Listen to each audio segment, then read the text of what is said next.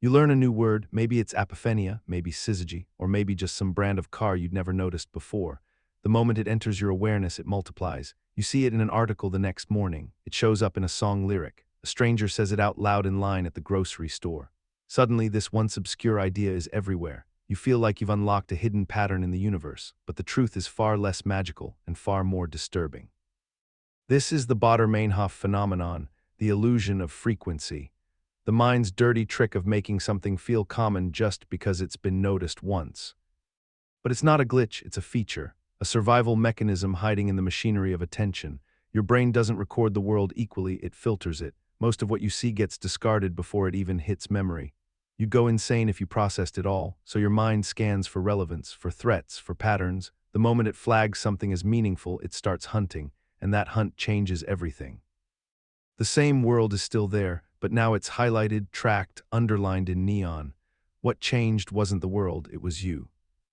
This shift is subtle, almost invisible. You don't notice the moment your brain decides to care. You only notice the aftermath, the sudden explosion of a word, a face, a song. You think it's out there, but it's in here. And once you realize that, it gets scarier. Because if your brain can rewrite reality without asking, how many other discoveries are just echoes of your own attention bouncing back at you? The Baader-Meinhof phenomenon isn't about repetition, it's about awareness. You don't see something more because it happens more, you see it more because you started looking, but you don't feel like you're looking. That's what makes it insidious. It disguises subjective focus as objective truth. You think the world is changing, but it's your perception that's been hijacked. And here's where it gets dangerous. Once something becomes visible, it starts to feel important. Relevance becomes urgency. Your mind starts to assign meaning. And in that moment, a loop begins. You notice a thing, so you notice it more. You notice it more, so you assume it's everywhere. And because it's everywhere, it must mean something. It must be a sign. This is how coincidences become omens, how suspicion becomes paranoia, how attention becomes obsession. Take an example, you watch a documentary about surveillance. Cameras, data collection, the illusion of privacy, it disturbs you. The next day, you notice how many cameras are in your city, at every intersection, on every building, on your own phone. You'd never seen them before, now you can't unsee them. You tell yourself the surveillance increased overnight, but it didn't, you just became aware. And that awareness reprogrammed your perception of safety, of control, of reality itself. This is the Baader-Meinhof loop. Once you're inside, you can't tell if the signal is real or if you're just the antenna. And most people never realize they're broadcasting their own fears back to themselves. Now imagine applying this to people. You get cheated on, lied to, betrayed. You tell yourself it's an anomaly, a one-time thing, but then you see it again in a friend's relationship, in a TV show, in a meme. You start to notice signs everywhere, smirks, pauses, glances that linger too long. Suddenly, everyone seems suspicious, not because they are, but because now you're tuned to the frequency of distrust, and it keeps transmitting. Or take a more innocent example. You learn about a disease you'd never heard of. ALS lupus, a rare blood disorder. And in the days that follow, you start seeing it everywhere. An old article resurfaces. A celebrity mentions it. A stranger brings it up. It feels like the universe is warning you, but it's just your brain connecting dots that were always there, now magnified through a lens you didn't ask for but can't take off. It feels like fate, but it's just filtered noise. And the reason this matters, the reason this isn't just a curiosity, is because your decisions are shaped by what you think is common. Frequency becomes importance, prevalence becomes danger, and your actions follow your perceptions. A world that seems full of tragedy makes you withdraw. A world that seems full of success makes you feel like a failure. But neither world has changed, only your sensitivity has. In that way, the Baader-Meinhof phenomenon becomes a psychological scam. Your brain presents you with a tailored version of reality and never tells you it's tailored. It doesn't ask for your permission, it just edits. It shows you what it thinks matters and hides what it thinks doesn't, and you trust it. Because it's your own mind, who else would you trust? But that trust is blind, because the phenomenon works both ways. Just like noticing something makes it feel common, not noticing something makes it disappear. Entire ray. Realities go unseen because your mind hasn't decided to care. People, patterns, injustices, all filtered out because they weren't selected, not relevant, not salient, not yours. That's the real scam, not that your brain tricks you into seeing things, but that it tricks you into missing them, and you don't even know you're blind. So what can you do? First, recognize that your awareness isn't neutral. The world doesn't announce itself fairly. Your mind is biased toward what it just learned, what it fears, what it expects. Knowing that is the first step toward regaining control. Don't trust frequency as evidence. Don't mistake repetition for proof. Learn to pause before assigning meaning, because the more certain something feels, the more likely it is that your brain just showed it to you twice. Second, resist the urge to find patterns in everything. Pattern recognition is a survival instinct, but in a world overloaded with information, it becomes a liability. Just because something shows up 3 times in a week doesn't mean it's fate. It just means your mind is tuned to it.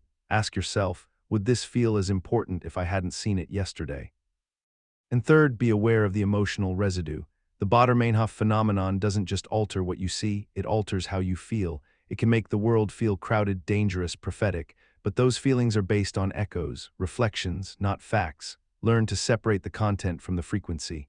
Learn to breathe between the signals. Because in the end, the phenomenon isn't the problem, it's just a mechanism. The scam is believing it without question. The real trick is mistaking a highlight reel for a documentary, mistaking your attention for objective truth. And that's why it matters, because your entire worldview, what you fear, what you love, what you think is real, is shaped not by what exists but by what you notice. And what you notice is never neutral. You think you're looking for the truth. You scroll, you read, you debate, you research, you ask questions, but your brain isn't searching for accuracy, it's searching for agreement, not what's true but what feels familiar, what aligns with what you already believe, and when it finds that, it lights up like a Christmas tree. Dopamine, relief, validation, you were right all along. This is confirmation bias, one of the most insidious psychological scams you carry with you, a bias that doesn't just distort how you interpret new information, it actively filters out what contradicts you before it even reaches consciousness. Like a bouncer at the door of your mind, it lets in what agrees and blocks what doesn't, and it does this so smoothly that you don't even realize it's happening. You think you've weighed the evidence, but the scale was rigged before you ever started. Imagine standing in a room full of voices, hundreds of opinions, facts, experiences, and then imagine that your brain turns down the volume on everyone who disagrees with you, not enough to mute them completely, just enough to make them sound less credible, less relevant, less human. Meanwhile, the voices that echo your views are amplified, their flaws are forgiven, their logic feels sharper, their tone feels trustworthy. That's the illusion. That's how you build a worldview that feels balanced, but is actually lopsided. Confirmation bias doesn't want you to be curious, it wants you to be right, and that's a problem, because when being right becomes more important than being accurate, truth becomes optional. You start with a conclusion and work backwards. You cherry-pick evidence, ignore counterexamples, reinterpret contradictions as support, and worst of all, you think you're being objective. You think you're thinking, but you're just reinforcing. This isn't an occasional glitch. It's built into the architecture of the mind, a shortcut, a heuristic, a way to reduce cognitive load by favoring consistency over contradiction. Your brain hates holding 2 opposing ideas at once, so it makes a choice. And that choice always favors the path of least resistance, the belief you already had. You see it in politics. People don't change their minds when shown opposing data. They dig in deeper, they question the source, they attack the messenger, they double down, because the pain of being wrong, of admitting error, is too sharp. Confirmation bias steps in to protect the ego, to preserve identity, to guard the fragile idea of "I know what's going on." You see it in relationships. You decide someone's selfish, so every time they forget something, it's more proof. But when they do something kind, you call it luck or manipulation, or you just ignore it. The bias doesn't just color new information, it rewrites it. It turns kindness into guilt, apology into weakness, nuance into threat, until every action fits the story you already believe. You see it in science, too. Researchers unconsciously design experiments that support their hypotheses. They interpret ambiguous results in ways that confirm their assumptions. Even peer-reviewed journals fall victim. Studies with positive results are more likely to be published, creating an echo chamber of proof built on selective survival. The myth of objectivity collapses under the weight of our need to be right. Even memory isn't safe. You remember things that support your narrative. You forget things that don't. You revise, omit, reshape, until the past itself agrees with you, and you don't do it on purpose. That's the terrifying part. You genuinely believe your version is the truth because it feels right, because it fits. And that feeling, that internal click, is the con. Confirmation bias turns feeling right into being right, and most of the time, we don't know the difference. It gets worse. In the age of algorithms, confirmation bias has gone industrial. Platforms track what you click, what you like, what you linger on, and they feed you more of the same, not because it's true, but because it keeps you engaged. You fall into a bubble, a loop. a curated illusion where everything agrees with you. You think you've done your research, you haven't. You've just been fed a smarter, faster version of your own reflection. And when you finally encounter a contradiction, something that challenges your beliefs, it doesn't feel enlightening. It feels like an attack, like betrayal, like someone trying to break the mirror. You get angry, defensive, you discredit the source. You question motives. You retreat deeper into your echo chamber, convinced now more than ever that you're right and everyone else is blind. That's the trap. The smarter you are, the better you are at rationalizing, at explaining away facts that don't fit. Intelligence becomes ammunition for self-deception. You build better arguments, not better beliefs. You don't look for truth. You build a fortress around the belief you already have and decorate it with data. What? And so the world fractures, not because people are stupid, but because everyone thinks they're right, and they have the evidence to prove it. So how do you fight it? You don't eliminate confirmation bias, you outmaneuver it. You train yourself to notice the feeling of certainty and pause. When something fits too perfectly, challenge it. Ask yourself what would convince you otherwise. Seek disconfirmation, not affirmation. Read the other side not to destroy it, but to understand it, to let it shape you, even just a little. Ask, what am I not seeing? Ask, how would this look if I were wrong? Ask, what would someone smarter than me, who disagrees, say right now? And most importantly, ask, what am I protecting? Because confirmation bias isn't just about ideas, it's about identity. Beliefs become part of who you are, and when someone challenges your beliefs, it feels like they're challenging you, but they're not. They're offering a door, a way out of the loop. And if you're brave enough to walk through it, you might find something better than being right. You might find something real. You hear about a plane crash, one incident, one moment of chaos frozen in headlines, repeated in news cycles, dissected in graphic detail. Suddenly, flying feels dangerous. Your stomach tightens at the thought of boarding. You picture yourself falling from the sky, trapped in a tube of fire and metal. You know the statistics. You know it's safer than driving, but that doesn't matter. The image is too fresh, too vivid, and your brain doesn't calculate risk by numbers, it calculates it by memory. This is the availability heuristic, the mind's tendency to judge how likely something is based on how easily examples come to mind. And it's one of the most deceptive tricks your brain plays, because what you remember most vividly isn't what happens most often, it's what hits hardest. It's not just about accidents, it's about anything. You watch a crime show, you start locking your doors tighter, you hear about a shark attack and the ocean feels like a battlefield. You see one video of a protest turning violent and suddenly every protest feels like a riot. The availability heuristic takes isolated events and turns them into patterns. It turns headlines into beliefs. It turns outliers into warnings. But it gets worse, because it doesn't just shape fear, it shapes everything. You hear one story about someone getting rich from crypto and you start to think it's easy. You read one viral success story and you believe success is just one bold move away. Your perception of reality tilts toward what's vivid, not what's true. Imagine two friends. One spends hours every day doom-scrolling war, famine, disaster. The other reads about art, philosophy, invention. Who has the more accurate picture of the world? Neither, because both are trapped in the same scam. Their attention has become their data. Their memories have become their metrics, and neither of them chose those memories. They were chosen for them. That's the con. The availability heuristic doesn't ask you what's real. It asks you what's accessible. And accessibility depends on repetition, emotion, novelty. It depends on what the world has placed in front of you and how recently. You think you're making informed judgments, but you're really just pulling answers from the top of a shuffled deck, convinced the order means something. And it's not your fault. The brain was never built for objectivity. It was built for speed. Thousands of years ago, remembering the one time you saw a lion mattered more than calculating how rare lions were. So memory became emotion's favorite tool. What scared you scarred you. What shocked you stuck with you. What felt extreme felt important. That's how you stayed alive. But now that same mechanism hijacks your reasoning. It makes the terrifying feel probable. It makes the common feel irrelevant. You see a single report of vaccine side effects and panic, but you forget the millions who felt nothing. You hear about one person who beat cancer with meditation and doubt medical treatment. You hear about a lottery winner and think, why not me? But you never meet the other 99.9999% who lost. You don't remember the silence, only the story. The availability heuristic is a spotlight. Wherever it shines, attention follows, and everything outside the beam disappears. This matters because your decisions are built on those beams. What you eat, who you trust, how you vote, what you fear. You think you're using logic, but you're using recall. and recall is shaped by emotion, by media, by algorithms that know exactly how to make something unforgettable. Because in this economy, attention is currency and fear sells, so the system floods you with images designed to stick. Murders, scandals, disasters, the more shocking, the more profitable, and once it sticks, it spreads. You talk about it, share it, pass it on. The heuristic becomes a virus, and the illusion becomes culture. And here's the sick irony: the more you hear something, the more available it becomes. The more available it becomes, the more likely it feels. And the more likely it feels, the more it shapes your behavior. That's how a single story can change policy, how a single tragedy can justify war, how perception, if left unchecked, becomes reality.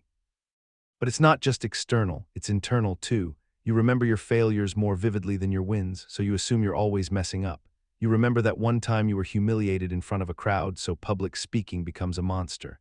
You remember the rejection, not the acceptance, the heartbreak, not the healing. Your self-image is built not on balance, but on what your memory replays most loudly. And memory doesn't care about accuracy, it cares about intensity. So what can you do? First, pause, recognize the feeling, that surge of certainty that says, this is dangerous, or this is common, or this is who I am. Pause before you trust it. Ask, is this thought based on evidence or just what I happen to remember? Second, seek the silence. Look for the data you don't see, the lives that weren't headlines, the stories that didn't trend, the outcomes that were too boring to go viral. Truth often lives in the quiet. Third, diversify your inputs. Don't let one source shape your world. Don't let one story define your fears. Don't let one vivid moment override 1,000 quiet truths. Expand your lens, balance your memory with context. And most of all, stay humble, because the availability heuristic isn't a flaw, it's a mirror. It shows you not what the world is, but what your mind is made of. It shows you what you're afraid of, what you crave, what you still haven't healed. And if you can see that, if you can stand in the beam and still look beyond it, then you haven't just outsmarted the scam. You've reclaimed your reality. You're in too deep, you've spent the money, you've poured in the time, you've sacrificed your peace, so you stay, not because it's working, not because it's right, but because you've already given so much. This is the sunk cost fallacy, the lie that what you've already lost means you should keep losing more. You stay in a relationship that drains you because you've been together for 5 years. You keep a failing business alive because you've invested too much to quit now. You finish a book you hate because you're 300 pages in, and you call it loyalty. You call it grit, but it's not. It's fear masquerading as logic. It's the refusal to accept that what's gone is gone. Your brain doesn't want to waste, it's wired for completion, for closure, so it clings to losses like they still hold value. But they don't. That money, it's spent. That time, it's lived. That version of yourself that made the decision, they're gone. All that remains is now. And what matters now is not what it cost. What matters is whether it's still worth anything. But that's the trap. The fallacy doesn't whisper, it screams.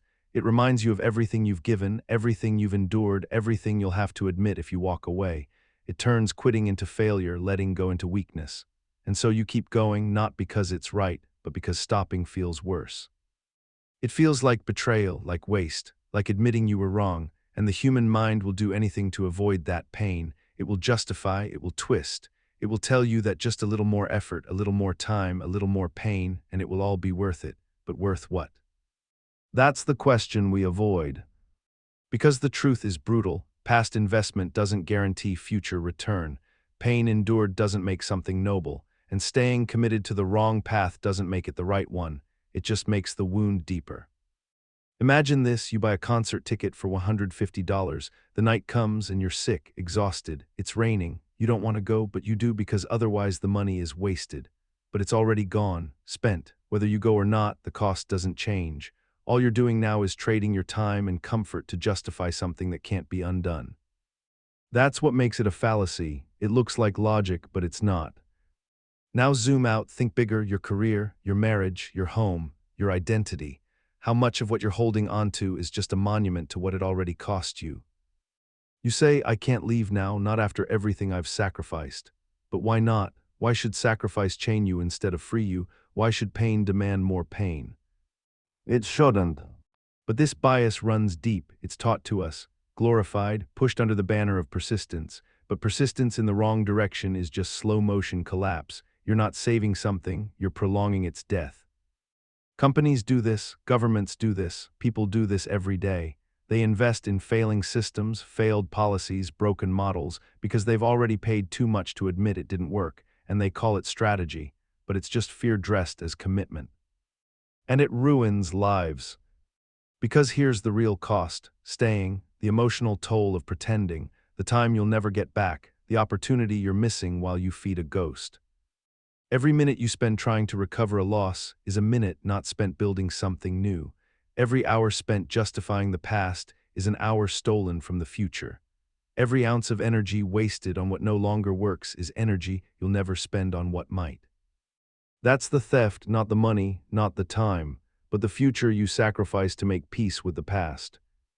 And this fallacy thrives in silence. You don't talk about it. You tell yourself you're being responsible, committed, mature, but inside you're exhausted. Inside you know, and still you stay. Because walking away doesn't feel like freedom, it feels like defeat. But it's not. It's clarity. Because sometimes the strongest thing you can do is cut the rope, let the anchor sink, admit that you lost something, and choose not to lose more. This is what we forget: sunk cost is a fact. The fallacy is acting like it still matters. You don't owe your past anything, not your time, not your money, not your soul. The only thing you owe is to your present self and to the life you still have time to build. So ask yourself, if you hadn't already invested anything, would you choose this now? If the answer is no, you already know what to do. You meet someone who speaks with absolute certainty, loud, confident, unshakable. They explain a topic they barely understand like they're an expert. Every sentence is a lecture, every opinion a fact, and something about it feels wrong. Because behind the confidence you sense a void, a hollowness, no depth, no nuance, just volume. And you wonder, how can someone know so little and still believe they're right? This is the Dunning-Kruger Effect.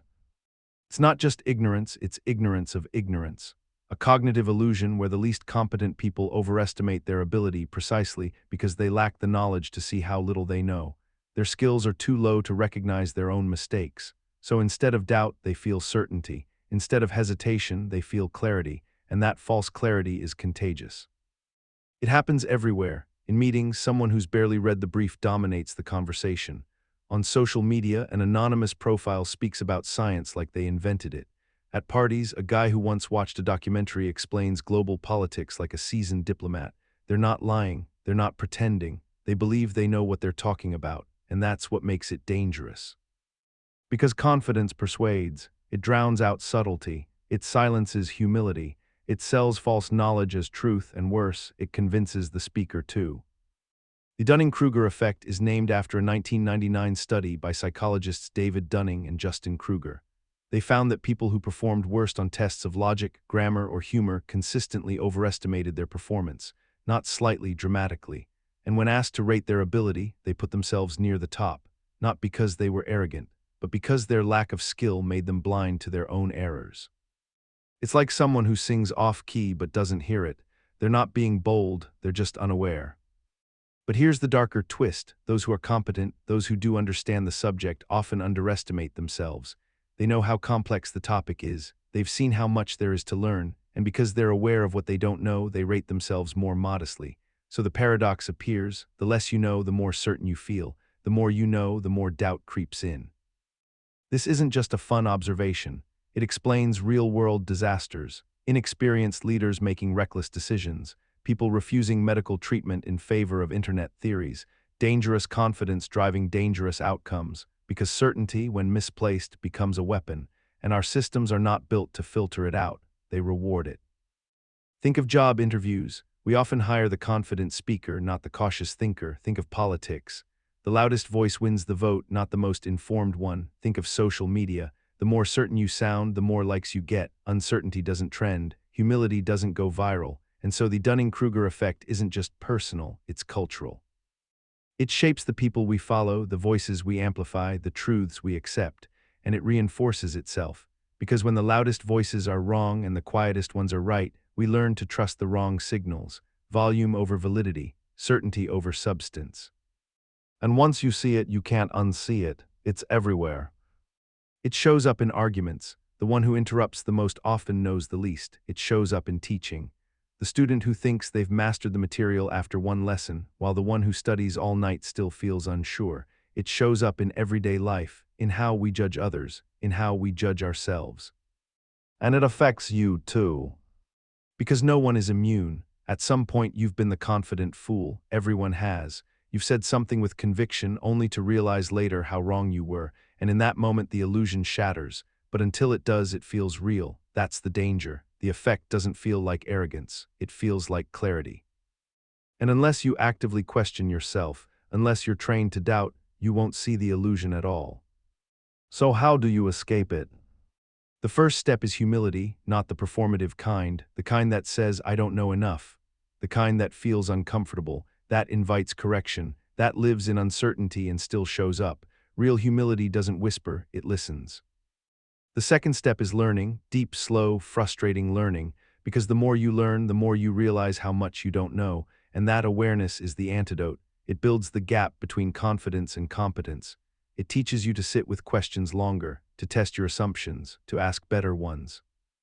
And the third step, maybe the hardest, is to question your own clarity, not every time, but especially when you feel certain. Ask yourself, could I be wrong? Ask yourself, what would it look like if I misunderstood this completely? Because that moment, hesitation, that flicker of doubt, might be the only thing standing between you and a mistake you don't yet see. The Dunning-Kruger Effect isn't about calling others stupid.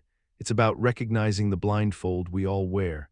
It's about knowing that feeling smart and being right are not the same thing, and that confidence is not a substitute for depth. In the end, the real danger isn't ignorance. It's certainty without justification. And the real wisdom isn't in knowing everything. It's in knowing how little you truly understand.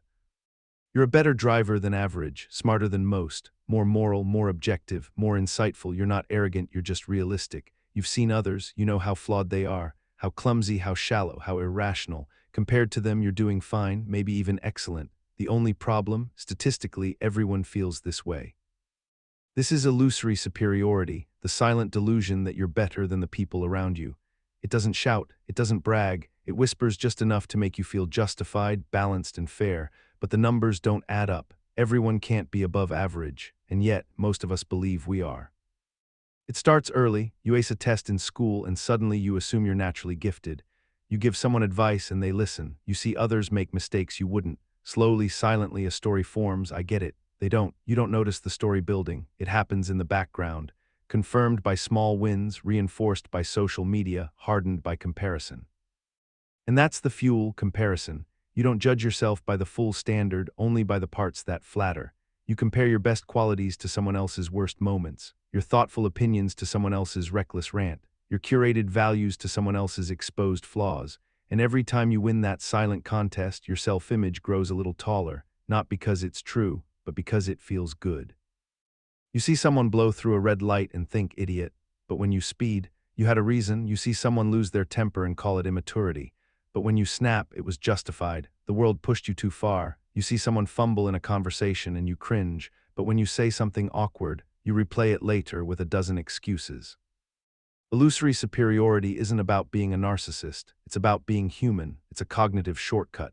A trick your mind uses to maintain confidence, to buffer against shame, to stabilize your identity. Because life is uncertain, messy, hard, you need to believe you're doing okay. Maybe better than okay, maybe better than most.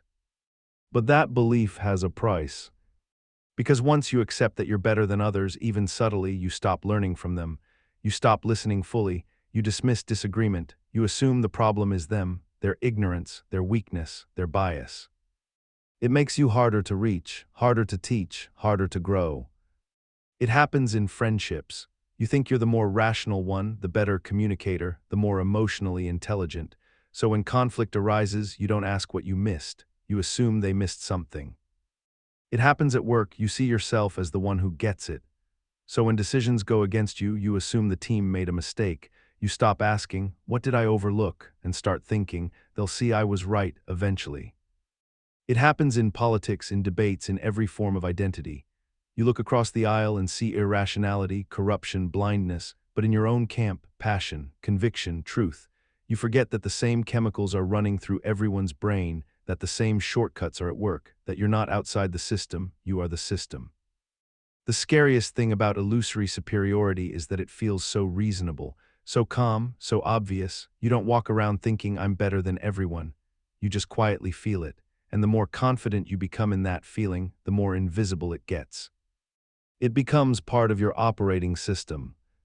But there's a cost.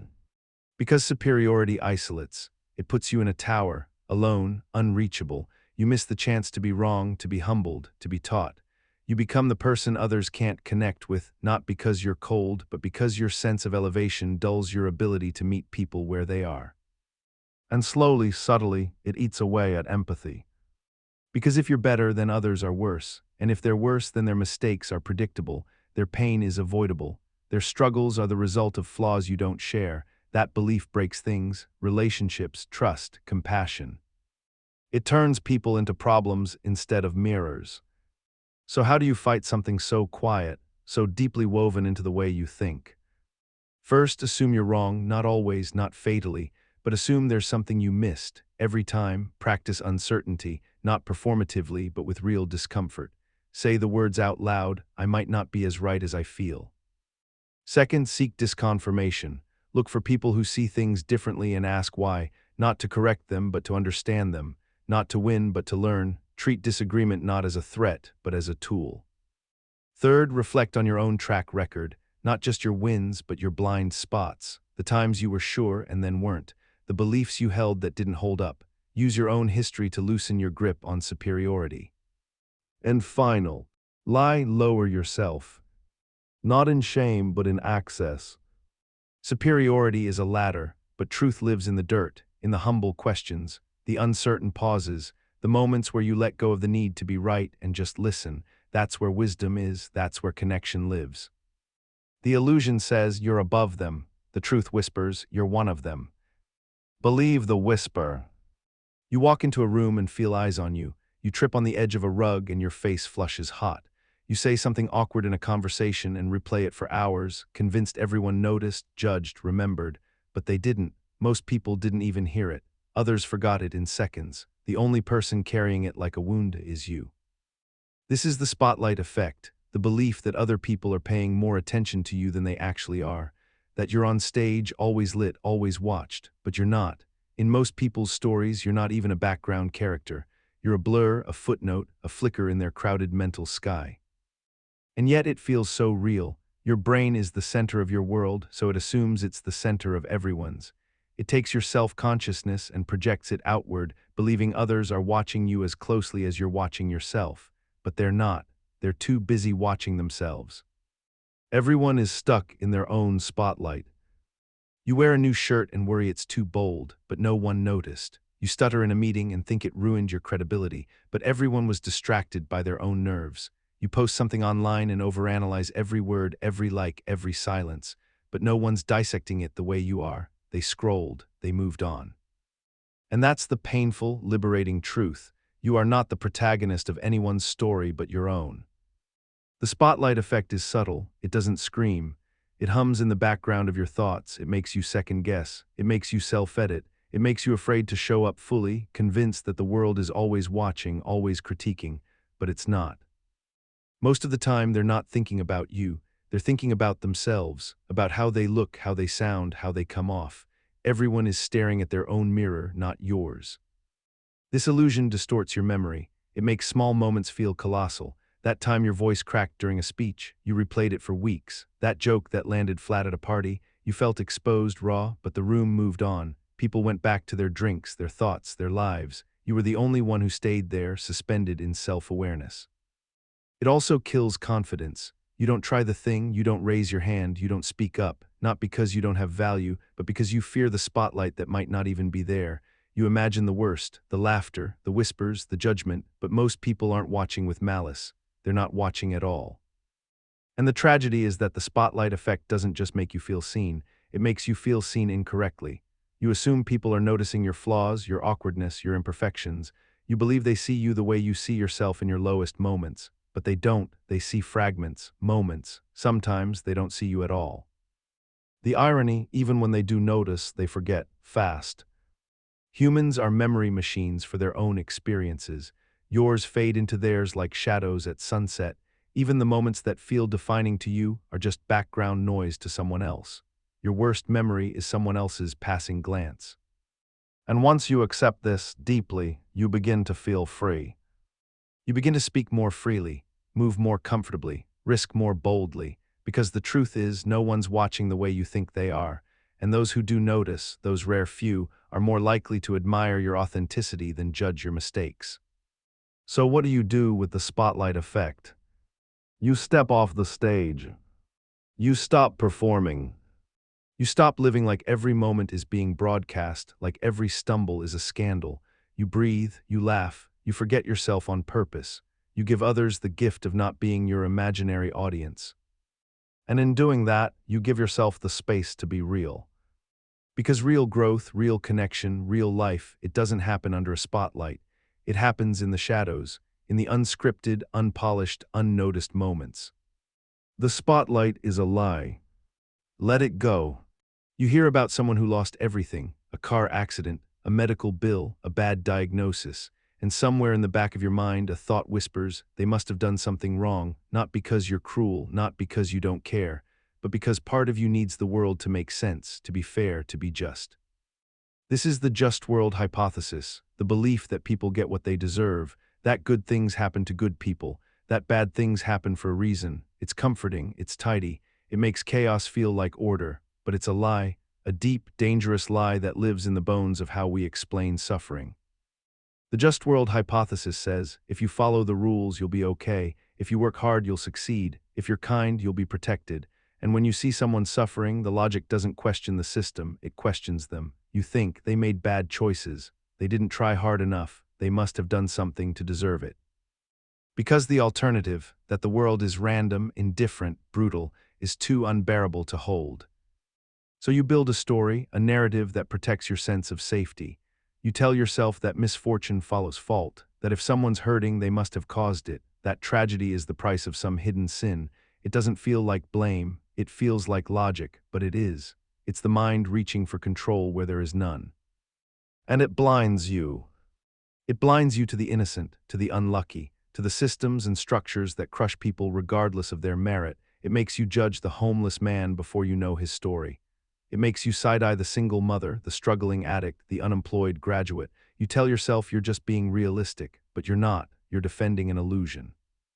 Because the truth is, bad things happen to good people all the time, and good things happen to people who lie, steal, exploit. The world does not reward virtue the way we wish it did. It rewards power, access, timing, birthplace, and sometimes just blind, merciless luck. But if you believe in a just world, that truth feels dangerous, so you resist it. You rewrite the facts, you bend your empathy, you find fault in the victim not because it's fair, but because it's safer to believe they're guilty than to accept they're just like you and still lost everything. And this lie, this soft, seductive lie, has consequences. It makes you less compassionate, less curious, less connected. It makes you pull away from suffering instead of leaning into it. It makes you believe that misfortune is contagious, that if you stand too close, if you get too involved, you'll be next. And worst of all, it turns against you. Because when life finally punches you in the teeth, and it will, the just world hypothesis doesn't offer comfort, it offers blame. Suddenly, your pain isn't just pain, it's proof that you failed, that you deserve it, that you must have done something wrong. You start to ask, why me? And the voice you fed for years answers, because you earned it. That's the poison. You built the story to protect yourself, but now it condemns you. So how do you break it? First, tell the truth out loud. Say it, the world is not fair, not all pain is earned, not all rewards are deserved. Let that truth sit heavy in your chest. Let it undo the fake order you've built. Second, practice unqualified compassion. Help people not because they're perfect victims, not because they deserve it, but because they're hurting, because suffering itself is reason enough. That is the highest form of justice, not punishment, not reward, but presence. Third, challenge your reflexes. When you see someone fall, don't ask, what did they do? Ask, what happened to them? Ask, what do they need? Turn your judgment into inquiry. Turn your fear into care.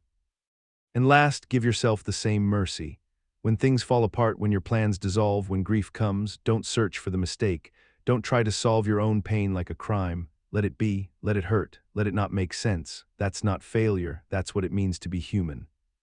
The just world hypothesis sells a fantasy that if you do everything right, nothing bad will happen, but the truth is harder and more beautiful. The truth is, bad things will happen, and you'll survive them. You'll grow, you'll reach out, and when others fall, you won't look away. Because you'll know the truth. The world isn't fair, but you can be. You believe you're a good person, honest, consistent, rational, and then you do something that doesn't match. You lie, you cheat, you hurt someone, you waste time, say the wrong thing, break your own promise, and instead of facing it, you flinch. You twist the story, you justify, you find a way, any way to make it fit, because your mind cannot tolerate contradiction. This is cognitive dissonance, the mental pain that comes from holding two opposing truths at once. The self-image and the behavior, the belief and the action, the values and the violations, and when they collide, something has to give, not the behavior, the belief. You don't admit you were wrong, you change what wrong means. It's not that you betrayed someone, it's that they weren't loyal enough. It's not that you wasted years, it's that you learned a lot. It's not that you ignored the warning signs, it's that they were never that clear. You reshape memory, you bend reality, not because you're dishonest, but because your brain is desperate to stop the discomfort. The contradiction hurts, so you build a bridge, a lie, a loophole, a patch to keep your identity intact, because identity is fragile. It needs coherence. It needs to believe you are who you say you are, that your actions make sense, that your values are intact, but life isn't clean, and neither are we. So we become story editors, not liars, reconcilers. We smooth the edges of contradiction to avoid the ache of hypocrisy, but every time we do, we drift a little further from truth. This is why change is so hard, not because people don't want to grow, but because growth requires confrontation. It demands that you say, "I was wrong," and that sentence burns, it unravels the old self, and the brain resists that unraveling with everything it has. You see it in relationships. You fall in love with someone who treats you poorly, but instead of admitting the mismatch, you convince yourself they're misunderstood, that you're just sensitive. That love means staying, because admitting you're with the wrong person means admitting you stayed too long, and the dissonance is too heavy, so you carry the illusion instead. You see it in politics. You support a leader who does something indefensible, and instead of walking away, you twist the logic. It's taken out of context. It's not as bad as it looks. They're still better than the alternative, because if you admit they're flawed, you have to admit you were fooled, and the ego will burn before it bends. You see it in every belief system. People are more loyal to being consistent than being right. Once a belief is chosen, every new piece of information is filtered through it. Anything that contradicts is reinterpreted, rejected, or ridiculed, not because the evidence is bad, but because the alternative is unbearable. I've built myself on something false. And so the scaffolding grows. Layer by layer, justifications, excuses, selective memory, social reinforcement, until the truth is so deeply buried under protective logic that it can't be touched. The person becomes a fortress, and nothing can get in. But inside that fortress, conflict. Because the brain knows, somewhere underneath all the reasoning, there's a flicker of dissonance. A feeling that something doesn't quite line up, and it haunts you, at night, in silence, in hesitation, in the ache you can't explain. So what do? You numb it.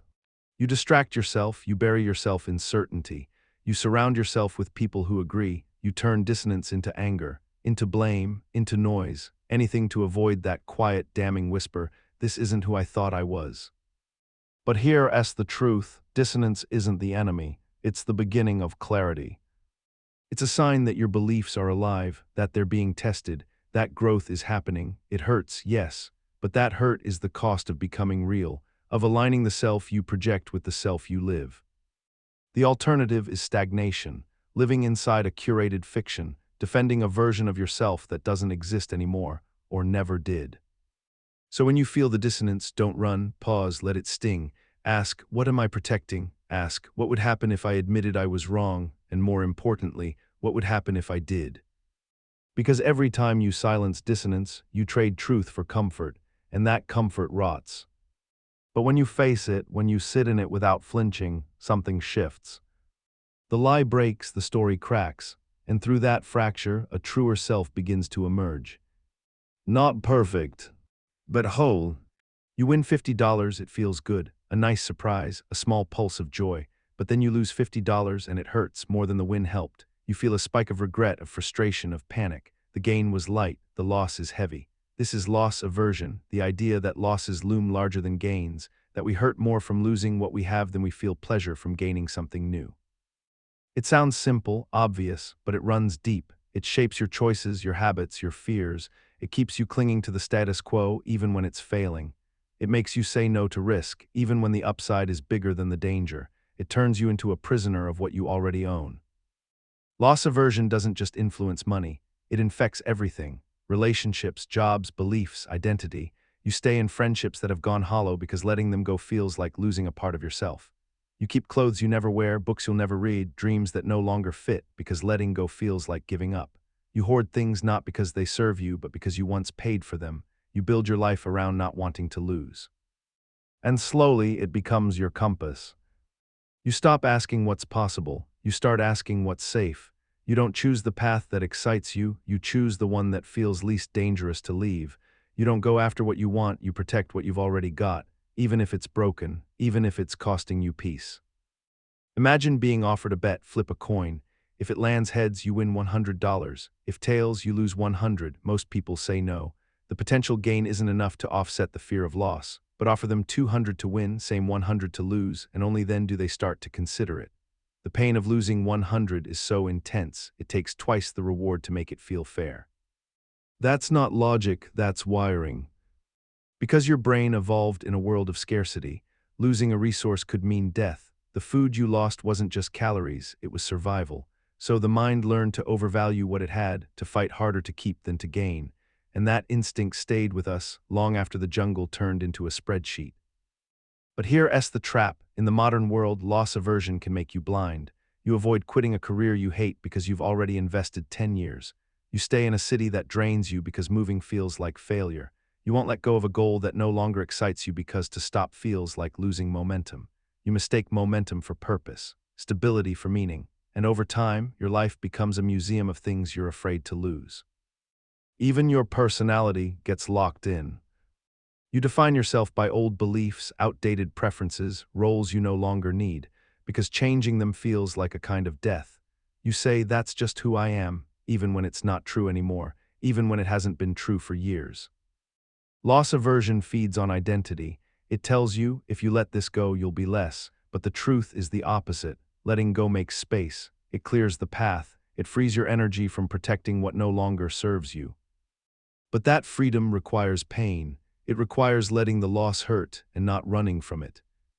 And that's where most people stop. Because grief, even over small things, is real. Letting go of an old version of yourself, an old dream, an old plan, it burns. But if you avoid that burn, you'll spend your life in orbit around it, avoiding risk, avoiding growth, avoiding the unknown. And loss aversion loves the known, even when it's miserable. You'll take a sure failure over an uncertain future. You'll stick with what's broken because at least it's familiar. You'll turn away from doors that might open because the ones behind you already feel like home. And the irony is, you're losing all the time, every day, every minute, time, opportunity, energy, but because you don't feel those losses, you don't fear them. Loss aversion only works when the loss is visible, tangible, immediate, so you ignore the slow bleed to avoid the sharp cut. But the sharp cut is where the healing begins. So how do you fight it? You ask different questions, not what do I stand to lose, but what do I stand to miss if I don't try, not how much did I invest, but is it still serving me? You learn to tolerate discomfort, to let go without labeling it failure, to measure progress not by what you've preserved, but by what you've released. Because freedom isn't in the grip, it's in the release. Loss aversion says, protect what you have. But growth whispers, let it go. And sometimes the bravest thing you can do is not to hold tighter, but to walk away.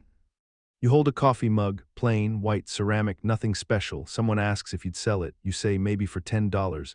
But ask someone else, someone who's never owned it, what they'd pay, and they say maybe $3.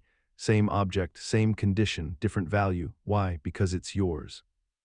This is the endowment effect, the strange illusion that owning something makes it worth more, not objectively, not economically, but emotionally, psychologically. You didn't buy the mug because it was special. It became special because you bought it. And it doesn't stop at mugs. It touches everything you own, everything you chose, everything you identify with.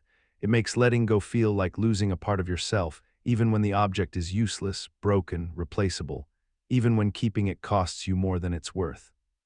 Because once you claim something, an idea, a possession, a belief, it gets woven into yourself, and parting with it feels like cutting away skin. That's the scam.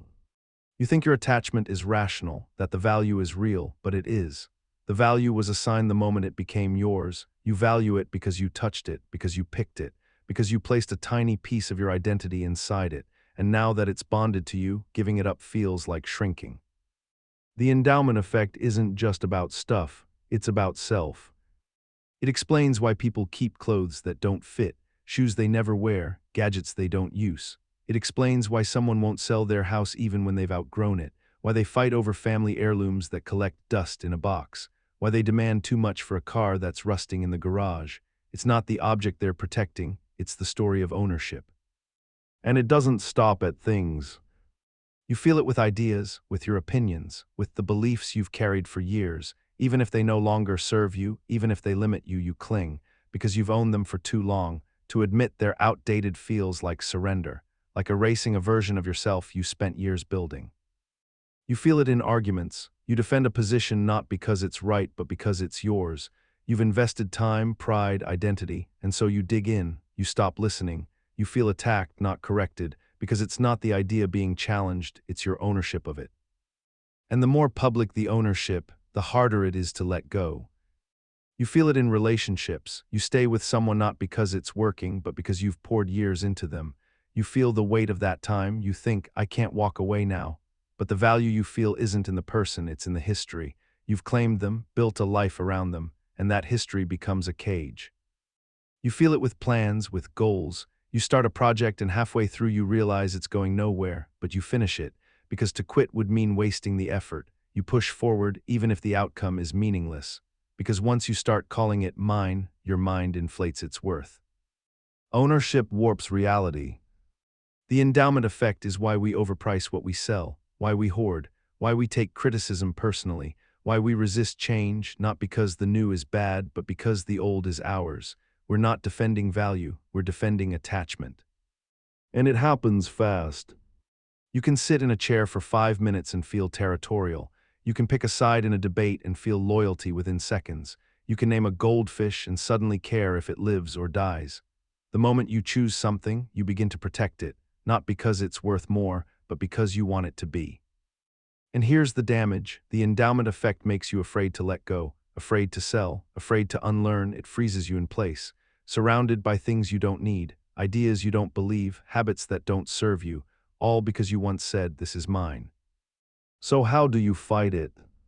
You practice detachment. You remind yourself, I am not what I own. You question the feeling before you act on it. Ask, would I value this if it wasn't mine? Ask, if someone else offered me this, would I want it? And most importantly, what is the cost of keeping it? Because every object, every belief, every tie you defend has a hidden price. Energy, space, freedom, and sometimes the only way to grow is to burn what you've claimed. Ownership feels safe, but sometimes safety is the lie. Letting go is the truth. You walk into a store, a jacket is marked at $400, far more than you'd ever pay. But then right next to it, you see another jacket for $200. Suddenly it feels reasonable, like a deal. You buy it feeling smart. You saved $200, but did you, or did your brain just fall for the anchor? This is the anchoring effect, the mind's tendency to rely too heavily on the first piece of information it receives when making a decision. That first number, first idea, first impression becomes a reference point, and everything after it is compared to that anchor, whether it makes sense or not. Anchoring doesn't ask if something is fair, it asks how it feels in relation. The number 200 doesn't mean much on its own, but compared to 400 it feels like a bargain. Compared to 50, it feels expensive. The anchor changes the frame, and the frame changes everything. And it doesn't stop at shopping. Anchoring happens in negotiations. The first person to suggest a number sets the tone. Even if it's absurd, it pulls the conversation toward it. Someone says they want $100,000 and suddenly $80,000 feels low. But if they'd started with $60,000, that same number would feel generous. The anchor isn't truth, it's gravity. It drags your judgment toward it without permission. It happens in relationships. Someone treats you poorly but gradually improves. They go from chaos to calm, from neglect to attention. And because the anchor was so low, the bare minimum starts to feel like love. You say, at least they're not like before. But you're not measuring health, you're measuring relative harm. Anchoring even distorts your self-worth. You compare your progress to others, not to some objective metric, but to the first person you fixated on. If they were ahead, you feel behind. If they were behind, you feel superior. But either way, the benchmark was never neutral, it was personal, chosen, arbitrary. The brain clings to the first number, the first impression, the first story, and it adjusts slowly, stubbornly. Even when new information arrives, the original anchor leaves a shadow, a residue that colors everything that follows. You see it in salaries. You get offered a job at 60,000, so you see 70 as a raise, even if the market rate is 90. You anchor to what you're used to, not what's fair, and that anchor becomes a ceiling you stop trying to break. You see it in goals. You say, I want to lose 10 pounds. And suddenly, that number becomes sacred. Even if your body changes in other healthy ways, even if you gain muscle, feel better, sleep better, you still feel behind if the scale doesn't show the target. The anchor warps your sense of success. You see it in fear. A doctor once gave you bad news. Now every checkup is measured against that moment. You anchor to the worst-case scenario, and everything becomes a potential return to it, not because it's rational, but because it was first.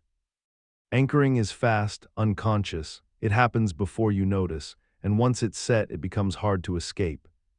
So how do you fight it? You slow down. You name the anchor, say it out loud. This number is influencing me, this story is pulling me. You separate the input from the decision. Ask, would I still choose this if I hadn't seen that?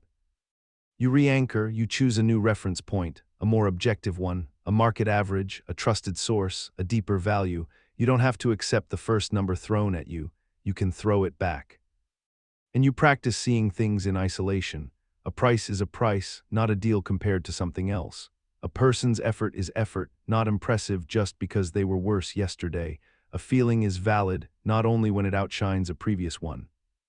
Anchoring wants to shrink your range, to pull your judgment into orbit around an arbitrary point, but your judgment can be wider, smarter, freer.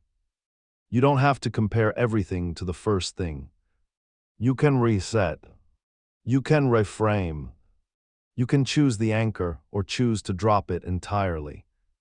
Someone cuts you off in traffic. Instantly your mind fills in the blanks. They're reckless, arrogant, probably always like this. You assume it's who they are, their personality, their core, but when you cut someone off, it's different. You were late, distracted. You had a reason, a context, an excuse. This is the fundamental attribution error, the tendency to explain other people's behavior as a reflection of their character while explaining your own behavior through circumstance. It's a double standard so deeply embedded in your thinking, you don't even notice it. You see someone being rude to a cashier and think, what a jerk. But when you snap at someone, you think, I was tired, it was a long day, they were being slow.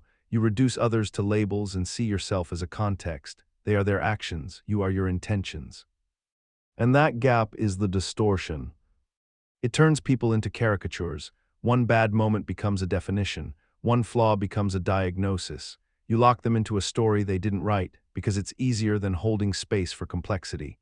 Because it's safer than admitting that behavior is fluid, that mistakes are human, that context is invisible. The mind loves simplicity. It wants quick judgments, predictable patterns, so it over-attributes. It says, that guy didn't return my call, he doesn't care. She was short with me, she's cold. They failed the test, they're lazy. It skips the possibility that maybe he was busy, maybe she was having a rough day, maybe they were trying. But when the lens turns inward, the rules shift. You failed because the instructions were unclear. You missed the call because you were overwhelmed. You lied because the truth would have hurt someone. You give yourself the benefit of complexity, of nuance, of grace. That's the core of the error, grace for self, judgment for others. And it creates distance. It makes relationships harder. It feeds resentment. You start to believe you're surrounded by bad people doing bad things, when in reality, you're surrounded by humans making messy choices inside invisible struggles, just like you. It shows up in families. Your parent snaps and you label them as angry, impatient. but when you snap, you were triggered, you were provoked, you were just trying to hold it together. You never ask what they were holding. It shows up at work. A coworker misses a deadline and you assume they're incompetent, lazy, but when you miss one, it was workload, it was stress, it was life. It shows up in strangers. Someone dresses differently, speaks awkwardly, acts distant, and you fill in the story with judgment, not because you're cruel, but because the brain is a storyteller and it hates unfinished narratives. So it writes the simplest one: they are this way because they are this way. But they're not. They are shaped by forces you can't see, stress you don't know, histories you'll never hear, and the more you assume it's about who they are, the more empathy dies. The fundamental attribution error isn't just unfair, it's corrosive, it kills connection, it keeps you from understanding, from asking questions, from seeing people clearly. It keeps you angry longer than you need to be, it fuels conflict, it builds walls. And when everyone makes the same error, society fractures, groups blame each other, stereotypes harden, forgiveness disappears, because everyone is a villain in someone else's story based on a moment taken out of context. So how do you fight it?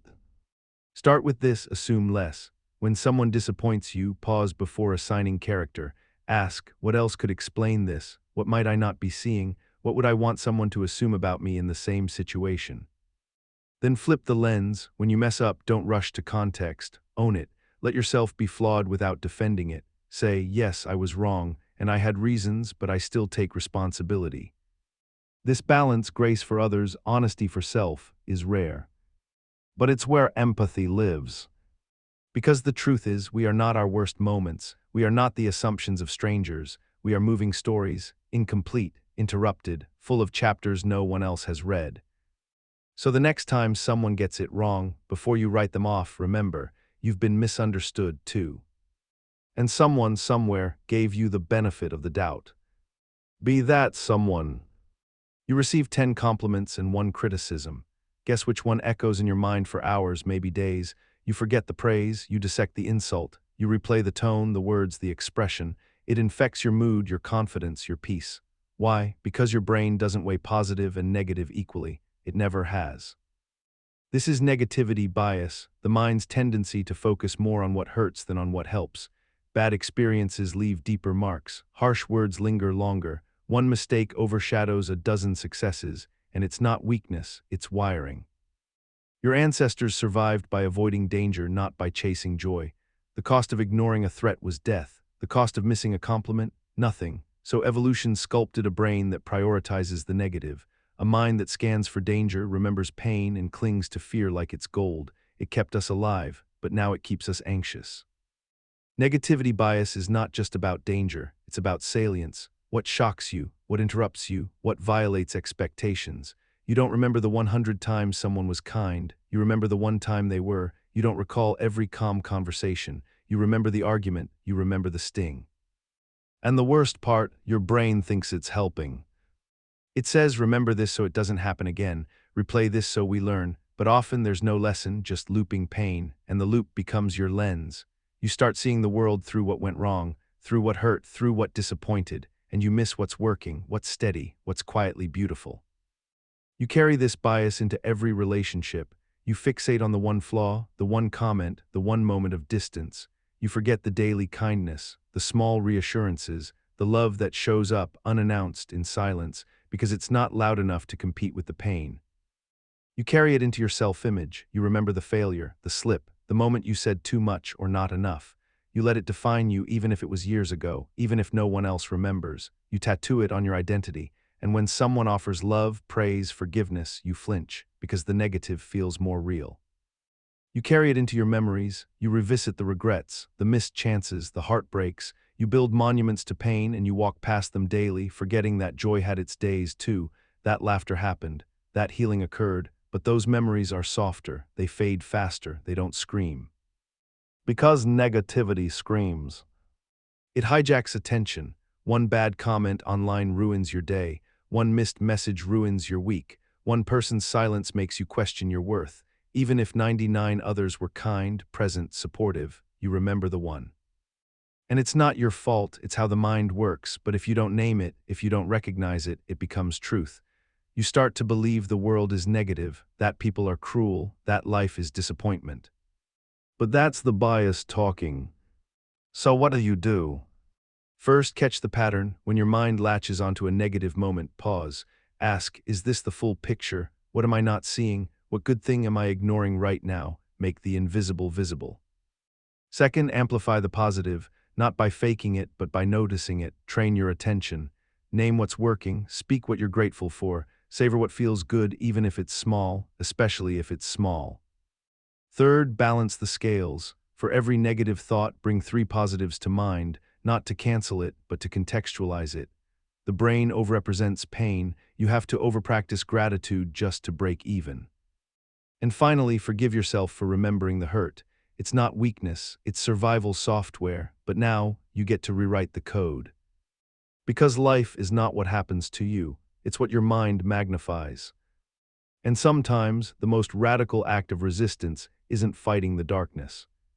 It's choosing to see the light and letting it stay. You hear a song on the radio, don't love it, then you hear it again and again. Eventually, you catch yourself humming it. You think maybe it's not so bad, a few more listens and now it's your favorite, not because it's better, but because it's familiar. It grew on you, slowly, quietly, until it felt like yours. This is the mere exposure effect, the tendency to develop a preference for things simply because we're exposed to them more often.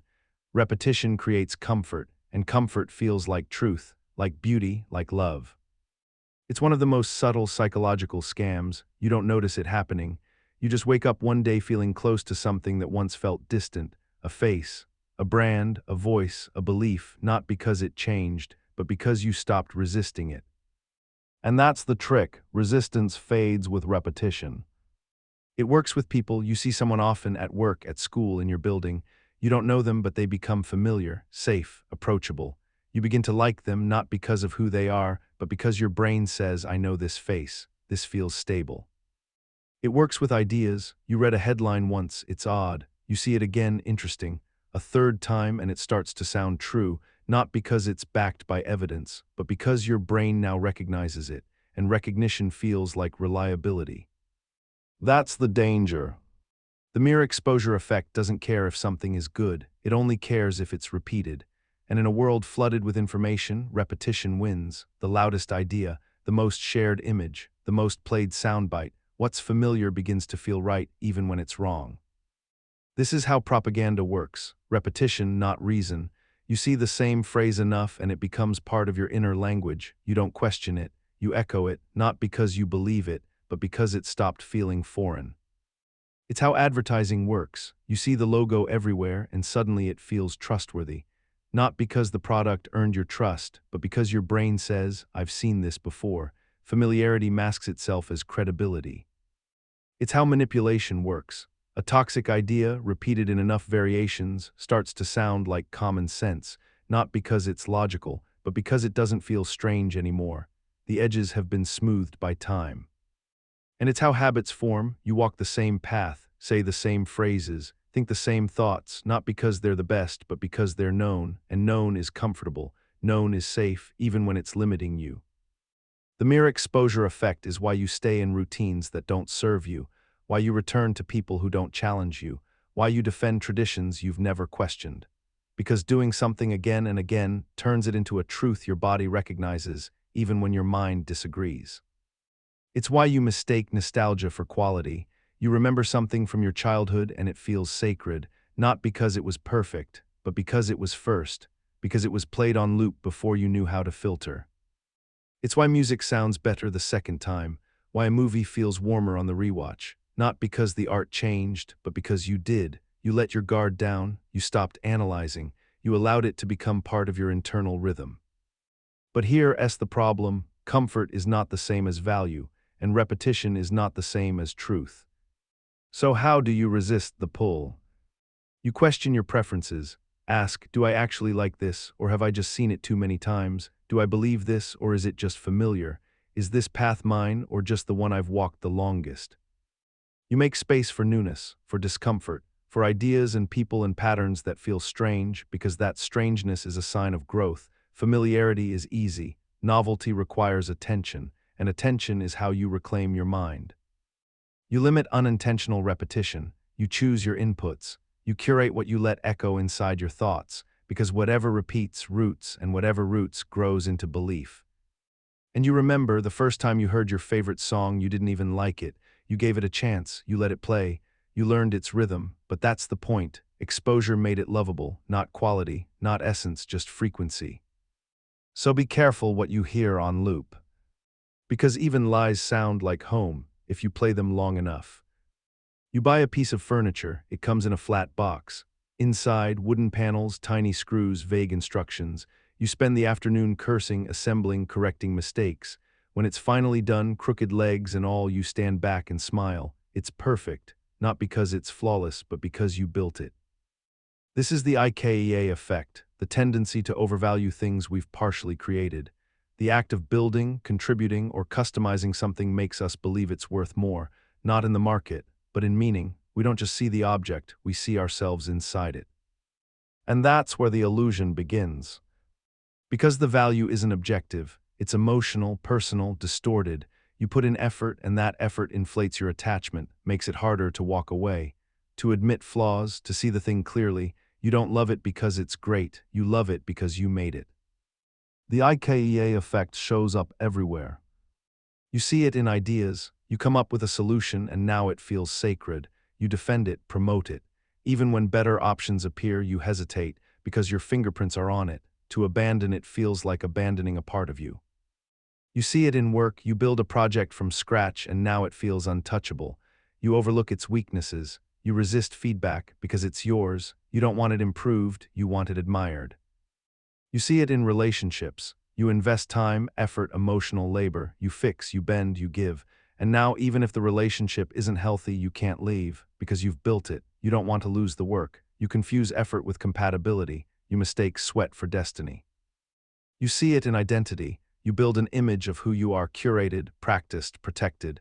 And even when life pulls you in new directions, you cling to that image because you made it, because starting over would mean admitting that version wasn't the final one.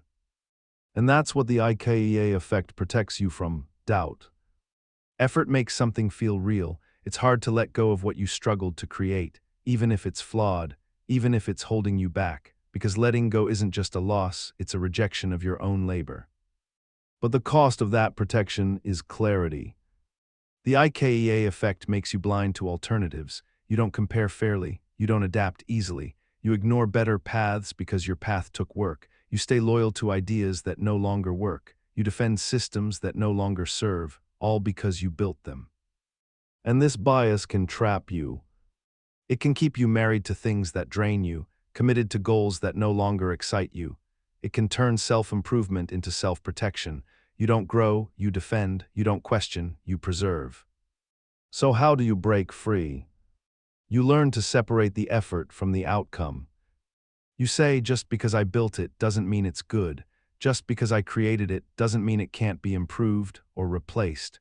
You learn to honor the work without worshiping the result. You ask, would I value this if I hadn't made it? Would I choose this now, knowing what I know? And most of all, you practice walking away. Not from everything, but from the things that no longer serve you, even if you poured yourself into them, even if they carry your fingerprints. Because the point of effort isn't ownership, it's learning. You're not betraying the work by letting it go, you're honoring what it taught you. The IKEA effect tells you that effort equals value. But the truth is more radical. Value is not in what you built, it's in your ability to build again. You believe most people would agree with you, not on everything, but on the big stuff, on what's fair, on what's smart, on what's obviously wrong. You assume that your beliefs, your preferences, your values are not just personal, they're normal, common sense, shared by the majority. This is the false consensus effect, the tendency to overestimate how much others agree with us, to believe our perspective is more widespread than it actually is, and when someone disagrees, it feels strange, confusing, even threatening, because you thought you were the center of the bell curve, the average, the default. You were. And that realization stings. Because the false consensus effect isn't just about being wrong, it's about realizing your worldview is smaller than you thought, that your ideas aren't universal, that your values aren't obvious, that your culture, your habits, your normal might not even register on someone else's radar. You assume your humor is shared, that your political leanings are reasonable, that your tastes are standard, that your ethics are common ground, but they're not. They're yours, shaped by your environment, your upbringing, your experiences, and while that gives them meaning, it doesn't give them dominance. But the mind doesn't care about accuracy. It cares about comfort, and consensus feels like safety. If others think like you, then you're not alone, you're not crazy, you're validated. And so when that illusion cracks, when someone challenges your views, you don't just disagree, you feel destabilized. You wonder, how can they not see what I see? The answer is simple. They weren't standing where you were. They didn't live your life. They didn't learn your language, wear your clothes, survive your storms. Their mind was built from different bricks, so their conclusions are different, not wrong, just different. But the false consensus effect erases that difference. It assumes uniformity where there is none, and it turns disagreement into friction. It happens in groups. You say something in a meeting, assuming everyone agrees. Silence, you realize you were projecting. You assumed the unspoken was shared, but it was. It happens in relationships. You assume your partner wants what you want, thinks how you think, and when they don't, it feels like betrayal. But it's not betrayal, it's revelation. It happens online. You curate a feed that mirrors you, same views, same jokes, same outrage, and suddenly you believe the whole world thinks this way, until something pierces the bubble and the contrast feels hostile. That's the danger. The false consensus effect builds echo chambers, not just on social media, but in your mind. You stop seeking other voices. You stop imagining other lives. You become shocked when someone disagrees, and that shock turns into judgment. They must be ignorant. They must be crazy. They must be evil. No, they're just not you. And the truth is, most people don't think like you. They don't want what you want. They don't value what you value. And that doesn't make them wrong, it makes them human, just like you. So how do you escape the effect? You start with humility. You admit my worldview is one of many, not the center, not the default, just one perspective among billions. You carry it with pride, but not with superiority. You ask more questions, not to trap, not to win, but to understand, to see the scaffolding behind someone else's beliefs, the roads they took to arrive at a different truth. You resist the urge to generalize. One opinion is not a consensus. One post is not a trend. One conversation is not a sample size. You stay curious. You stay open. And when disagreement comes, you don't flinch. You don't dismiss. You don't react. You listen. You let the discomfort sharpen your empathy. Because the goal is not to live in a world where everyone agrees. The goal is to see clearly. And sometimes, clarity begins when you stop assuming you're surrounded by reflections. And realize you're standing in a room full of strangers.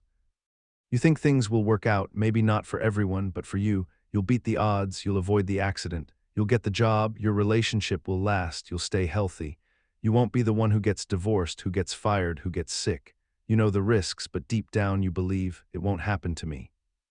This is optimism bias. The tendency to believe that you are more likely to experience positive outcomes and less likely to face negative ones compared to other people.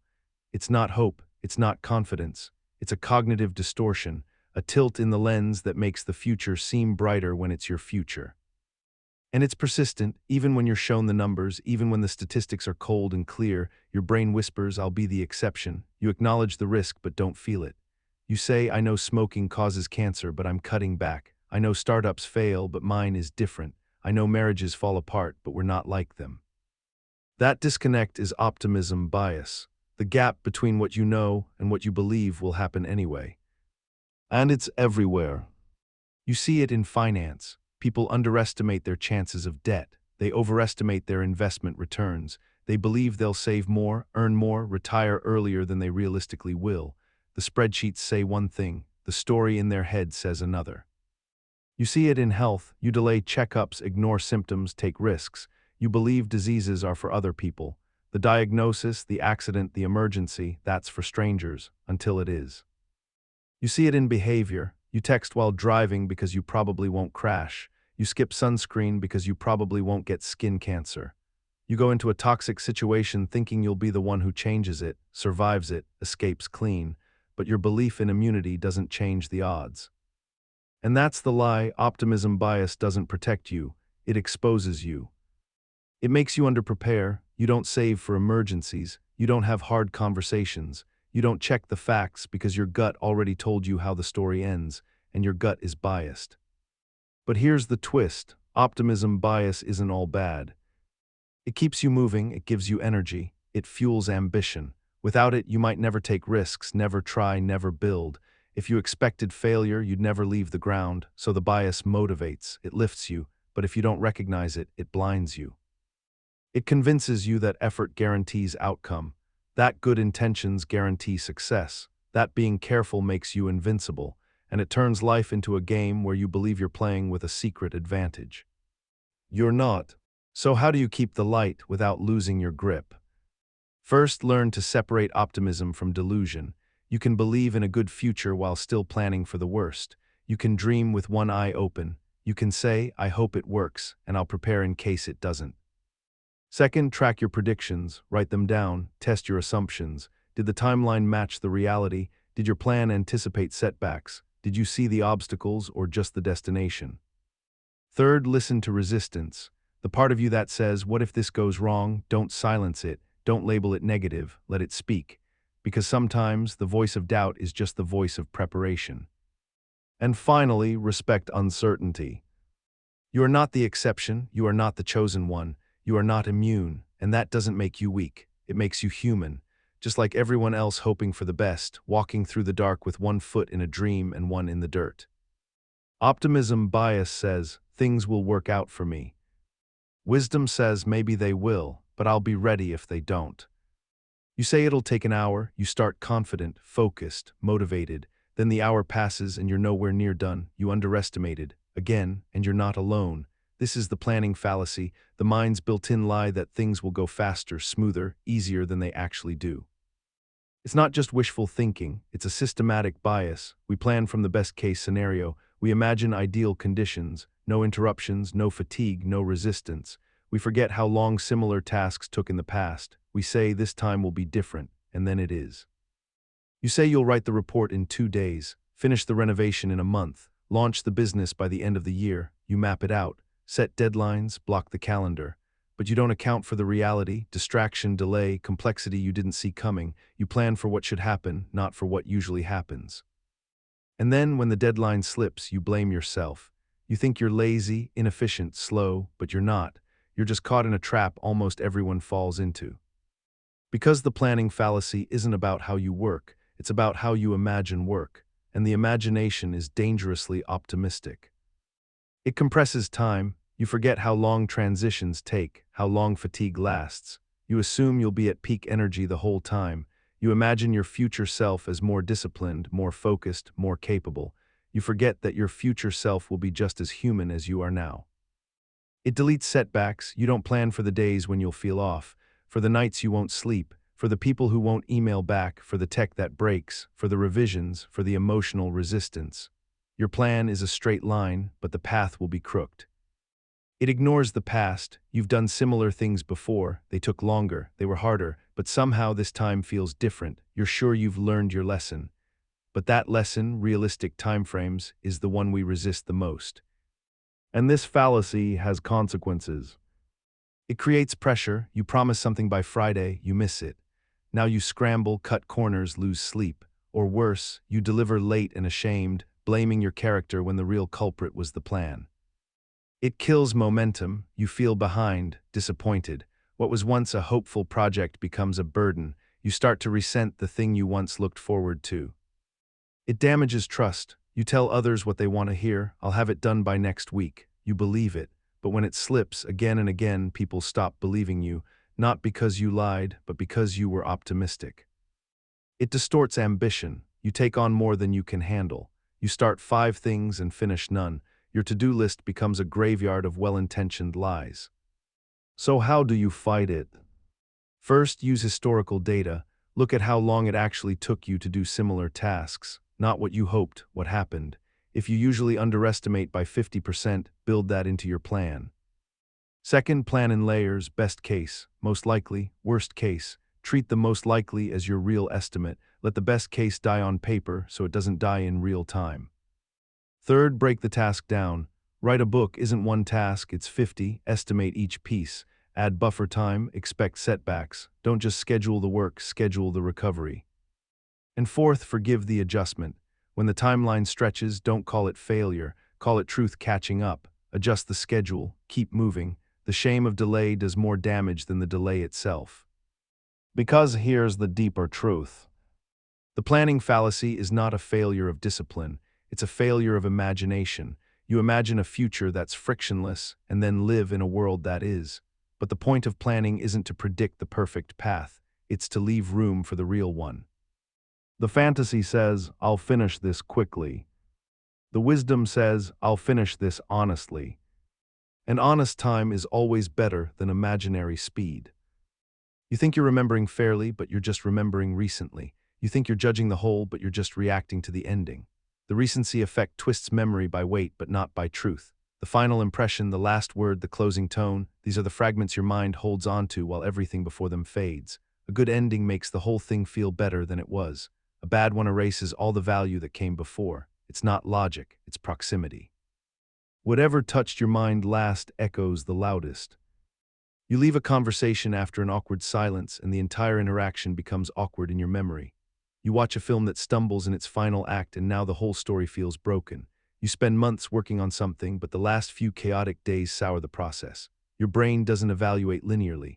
It compresses the entire timeline into the final moment, wraps it in emotion, and saves that version. You think you're recalling what happened. You're recalling how it ended. This doesn't only distort memory, it distorts decisions. You trust people who made a good last impression, not the ones who were consistently kind.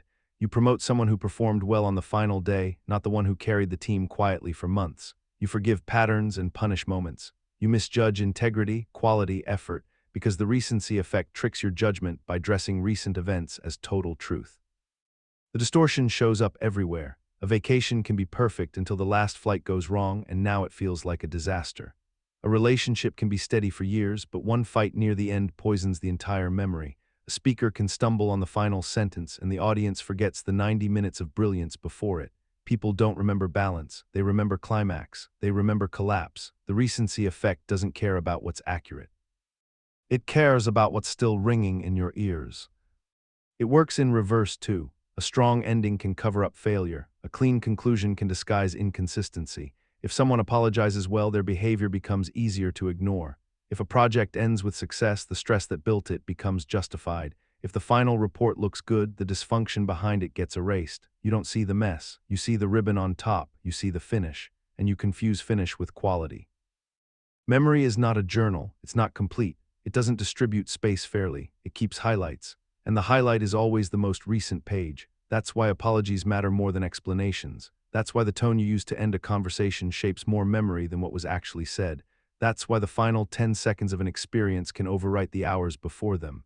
The end becomes the whole, even when the whole contradicts the end. This bias affects how you see yourself. You forget months of discipline after one night of failure. You forget weeks of progress because of a single relapse. You define yourself by the most recent version of your weakness, not by the longer pattern of your strength. You stand in front of your full record, ignore 90% of it, and let the last mistake decide your value. So you stay stuck. You hold shame for something that was just a moment. You ignore growth because the last stretch felt harder. You make long-term decisions based on short-term emotion. You sabotage consistency with a single spike of doubt, not because you're irrational, but because your memory system is biased to prioritize the edge, not the shape. The recency effect feeds impatience. It makes you quit early. You release a project and the response isn't instant, so you assume it failed. You have one awkward day and assume the friendship is broken. You spend years building something and throw it away because the last week felt off. You judge everything by the final seconds, and you think you're being honest, but you're just being tricked. The only defense is structure. You track reality, not impressions. You look back and read what you wrote in real time. You analyze the process, not just the finale. You remind yourself that the ending is not the whole movie. You refuse to make permanent decisions based on temporary proximity. You slow down your conclusions. You pause before rewiring your self-worth around a last-minute stumble. You catch yourself in that loop, the one where you say, maybe none of it mattered. That sentence is the recency effect talking. That sentence is a lie. What mattered wasn't how it ended. What mattered is that you showed up, you built, you pushed, you made something real, and even if the final note cracked, the song was still yours. You become what they expect, not because they told you, not because they forced you, but because they looked at you a certain way, spoke to you a certain way, waited for you to rise, and so you did, not out of pressure, out of reflection, out of something deeper than obedience. A silent agreement that became transformation. That's the Pygmalion Effect, the psychological phenomenon where higher expectations lead to better performance. Belief, projected onto you from the outside, starts to mold the inside. It doesn't take orders, it doesn't take commands, just attention, just consistency. Just someone treating you as if you are already who you're supposed to become, and in that atmosphere you adapt. You move upward to meet the shape that's being held for you. You try harder, you focus more. You show discipline you didn't know you had, not because someone pushed you, but because someone believed in you before you had proof. This is not magic, it's not motivation, it's structure. Expectations are not neutral, they tilt behavior, they shape feedback loops. A teacher who believes a student is gifted gives more time, more feedback, more eye contact. A leader who believes an employee has potential gives them harder tasks, trusts them faster, listens more carefully. The recipient responds not because of favoritism, but because belief builds space, and space builds growth. But the effect cuts both ways. The opposite is also true. Low expectations shrink people, they make them hesitate, make them quiet, make them doubt. If someone treats you like you're incompetent, you second-guess simple actions. If someone assumes you'll fail, you become cautious, indirect, hesitant to try. The atmosphere becomes dense, and performance suffers not because of ability, but because the room is colder. This isn't a theory, it's repeatable. In education, randomly assigning students as likely bloomers led teachers to expect more, and those students, chosen by coin flip, actually improved, not because they were smarter, but because they were treated like they could be. In relationships, the same rules apply. You're loved like you're trustworthy and you become more honest. You're spoken to like you're intelligent and your thoughts sharpen. You're held as strong and you find strength, not through manipulation, through reflection, because how others see you becomes a mirror, and over time you match it. But it's fragile, because once expectation turns to pressure, the effect breaks. It only works when belief is quiet, when trust is implied, when the space is safe, not demanding. The Pygmalion Effect is not about forcing outcomes, it's about holding potential. The danger lies in forgetting that you're always sending signals. The way you greet someone, the way you ask questions, the way you react to their answers, you're communicating what you expect, and they're receiving it even if they don't say so, especially when they don't say so. You think you're just being neutral, but there is no neutral. Every look is either building or shrinking. Every silence is either opening or closing. Every assumption is either scaffolding or sabotage. So how do you use this? You start by noticing your posture, your tone, your reflexes when someone fails. Do you treat mistakes like part of growth or like confirmation of doubt? Do you offer second chances like they matter or like they're punishment? Do you believe someone can rise or just hope they won't fall? You don't need to flatter, you need to expect. You don't need to inflate, you need to see. And you need to show that you see, not with big speeches, but with steady trust, with consistent space, with faith that doesn't collapse under the weight of imperfection. And you need to apply it to yourself. Because the voice in your head is the first source of expectation you respond to. If you expect yourself to fail, you hesitate. If you expect yourself to stumble, you walk small. If you expect to be ignored, you stop speaking. But if you expect yourself to grow, to learn, to endure, to adapt, then your behavior shifts, not because you know the outcome, but because the conditions for movement are in place. The Pygmalion Effect isn't about pretending. It's about shaping the atmosphere until the person fits the shape. And when belief becomes consistent, internal or external, the shape becomes reality. Silence in a room doesn't mean agreement, it doesn't mean peace, it doesn't mean the idea is good. Silence often means fear, it means pressure, it means everyone looked around and decided it's safer to stay quiet than to say what they actually think. That's how groupthink begins, not as a failure of thought, but as a surrender to the atmosphere. A group doesn't need to convince you, it just needs to nod, it just needs everyone else to speak before you do, it just needs the appearance of consensus. And before you even notice, your opinion folds like a paper crane under rain, not because you're weak, because you're human, and humans are wired to sync, to belong, to stay inside the rhythm, and standing out looks like risk. Groupthink is not collective intelligence, It's collective conflict avoidance. It's agreement without analysis, alignment without question, a decision made not because it's right, but because it's smooth, because it doesn't disrupt, because it keeps the water still. In any room full of people, most are not saying what they mean. They're saying what's acceptable, what won't get them judged, what keeps them on the inside, and with every silent disagreement, the space shrinks. Ideas get narrower, questions become threats. What started as collaboration becomes a cage of invisible approval. Groupthink doesn't feel like coercion. It feels like order, like discipline, like maturity, but underneath it's fear of rupture, fear of friction, fear of being the one who asks, "Are we sure about this?" It kills innovation, it kills critical thought, it kills progress. Decisions get made that no one truly supports, simply because no one wanted to be first to resist. And once the decision is made, everyone nods, everyone accepts, everyone forgets that they never actually agreed. Groupthink doesn't need a leader, it just needs quiet. The kind of quiet where mistakes stack up because no one was willing to be the first to ask if we're walking into a wall. And when it all falls apart, people ask how it happened, how no one saw it, how no one spoke up. And the answer is, everyone was waiting for someone else. No one wanted to break the rhythm. But the rhythm was wrong. You spot groupthink when agreement comes too early, when disagreement feels dangerous, when discomfort hides behind professionalism, when nobody's asking hard questions. Nobody stirs the waters, nobody touches the sacred assumptions, nobody challenges the flaw at the center. And everything looks calm, and everything keeps moving, but really everyone's just walking in a circle. Groupthink doesn't explode, it erodes. It peels away the space for thought layer by layer. It turns dialogue into a mirror. You don't hear ideas, you hear your own reflection. You don't hear truth, you hear what's been filtered for safety.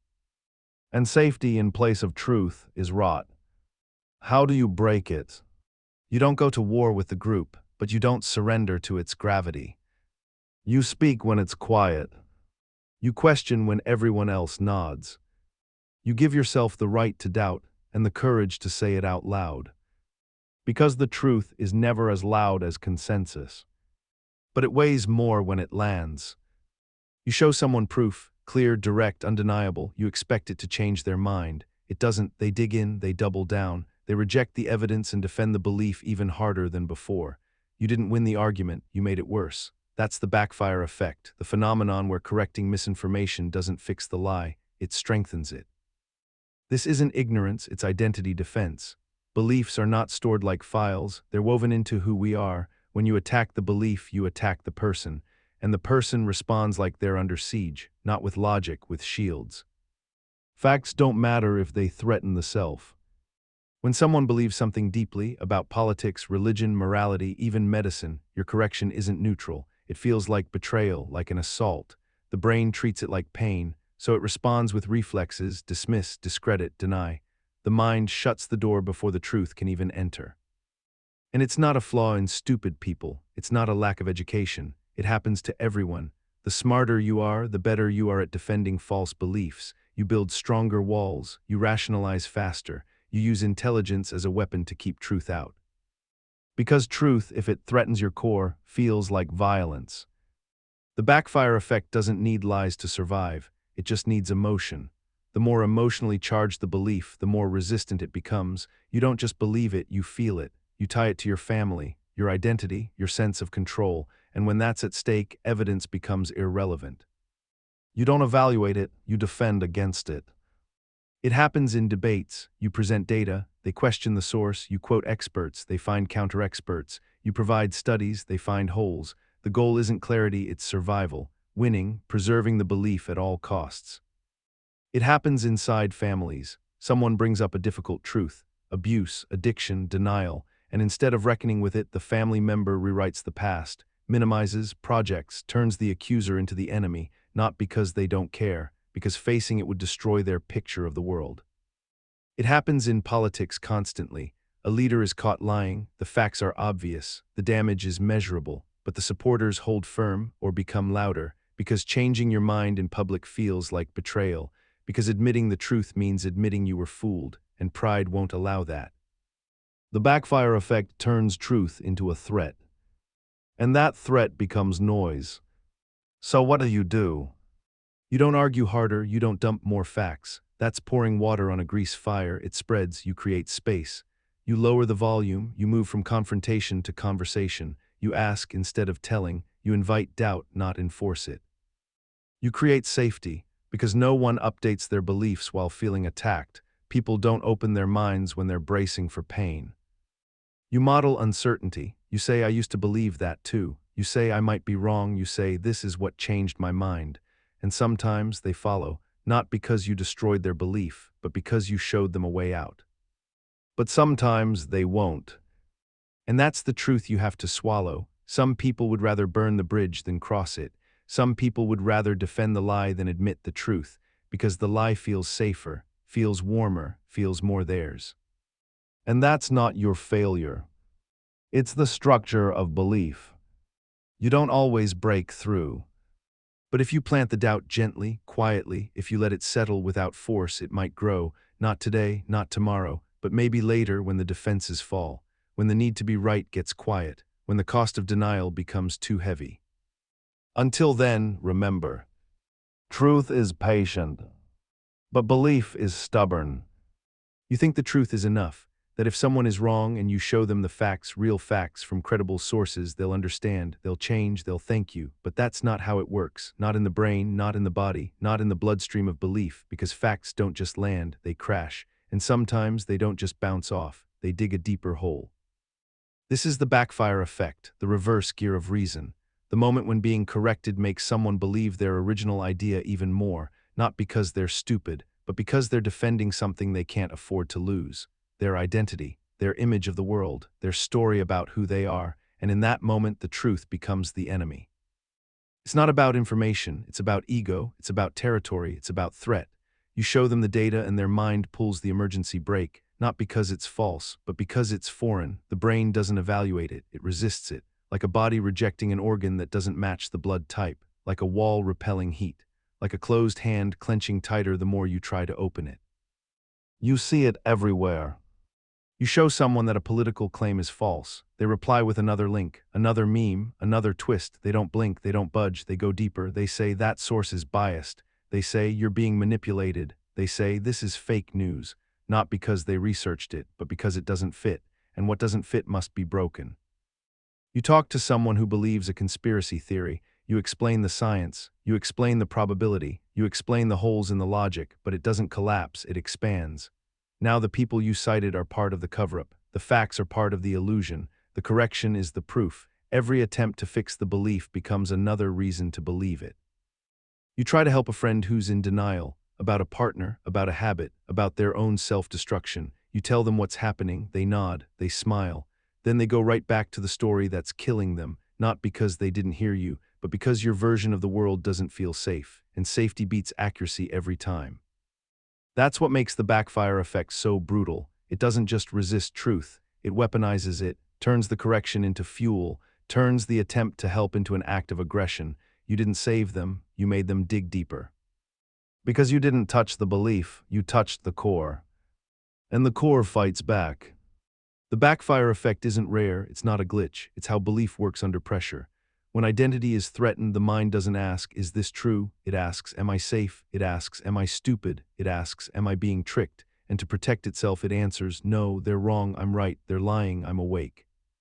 The moment a belief becomes personal, it becomes sacred, and sacred beliefs don't get updated, they get defended, even against reality. And the smarter you are, the worse it gets. Because intelligence isn't immunity, it's armor. You don't use it to see more clearly. You use it to justify faster, to find counterarguments, to cherry-pick evidence, to build walls out of logic. You think more, but you don't think better. You dig better trenches. And the more public the belief, the harder it is to let go. You said it out loud, you tweeted it, you taught it, you defended it in front of others. Now to change means to admit you were wrong, to undo the public version of yourself. And that kind of reversal doesn't feel like growth, it feels like humiliation. So you don't do it. You don't change. You double down. And every correction that comes after, it doesn't soften you, it hardens you, it confirms the feeling that the world is against you, that people are out to get you, that your belief must be true because it's under attack. Truth doesn't feel like pressure, lies do. So if you're feeling pressure, maybe you're onto something. That's how it turns. That's how it traps. The backfire effect is why debates rarely end in agreement, why families split over ideologies, why the comment section never changes anyone's mind, because nobody's listening to learn, they're listening to survive. So what do? You don't fight harder, you stop fighting, you stop pushing facts like weapons, you start asking better questions, you open space, you let people feel safe enough to soften, you say, I used to think the same. You say, what made you believe that? You say, what would change your mind? And you say it without trickery. Because they can smell the con. You don't build a trap, you build a chair. You sit down, you talk, you model uncertainty. You tell the truth about your own shifts, not to prove a point, but to show that change doesn't have to feel like death. And sometimes they'll listen. Sometimes they'll flinch. Sometimes they'll go home and feel doubt alone where it's quiet. And sometimes they won't. Sometimes they'll harden, they'll push you out. They'll call you blind, a puppet, a fool, and you'll want to scream, to correct harder, to flood them with data. But it won't work because the backfire is already burning. And that's when you breathe. You let go.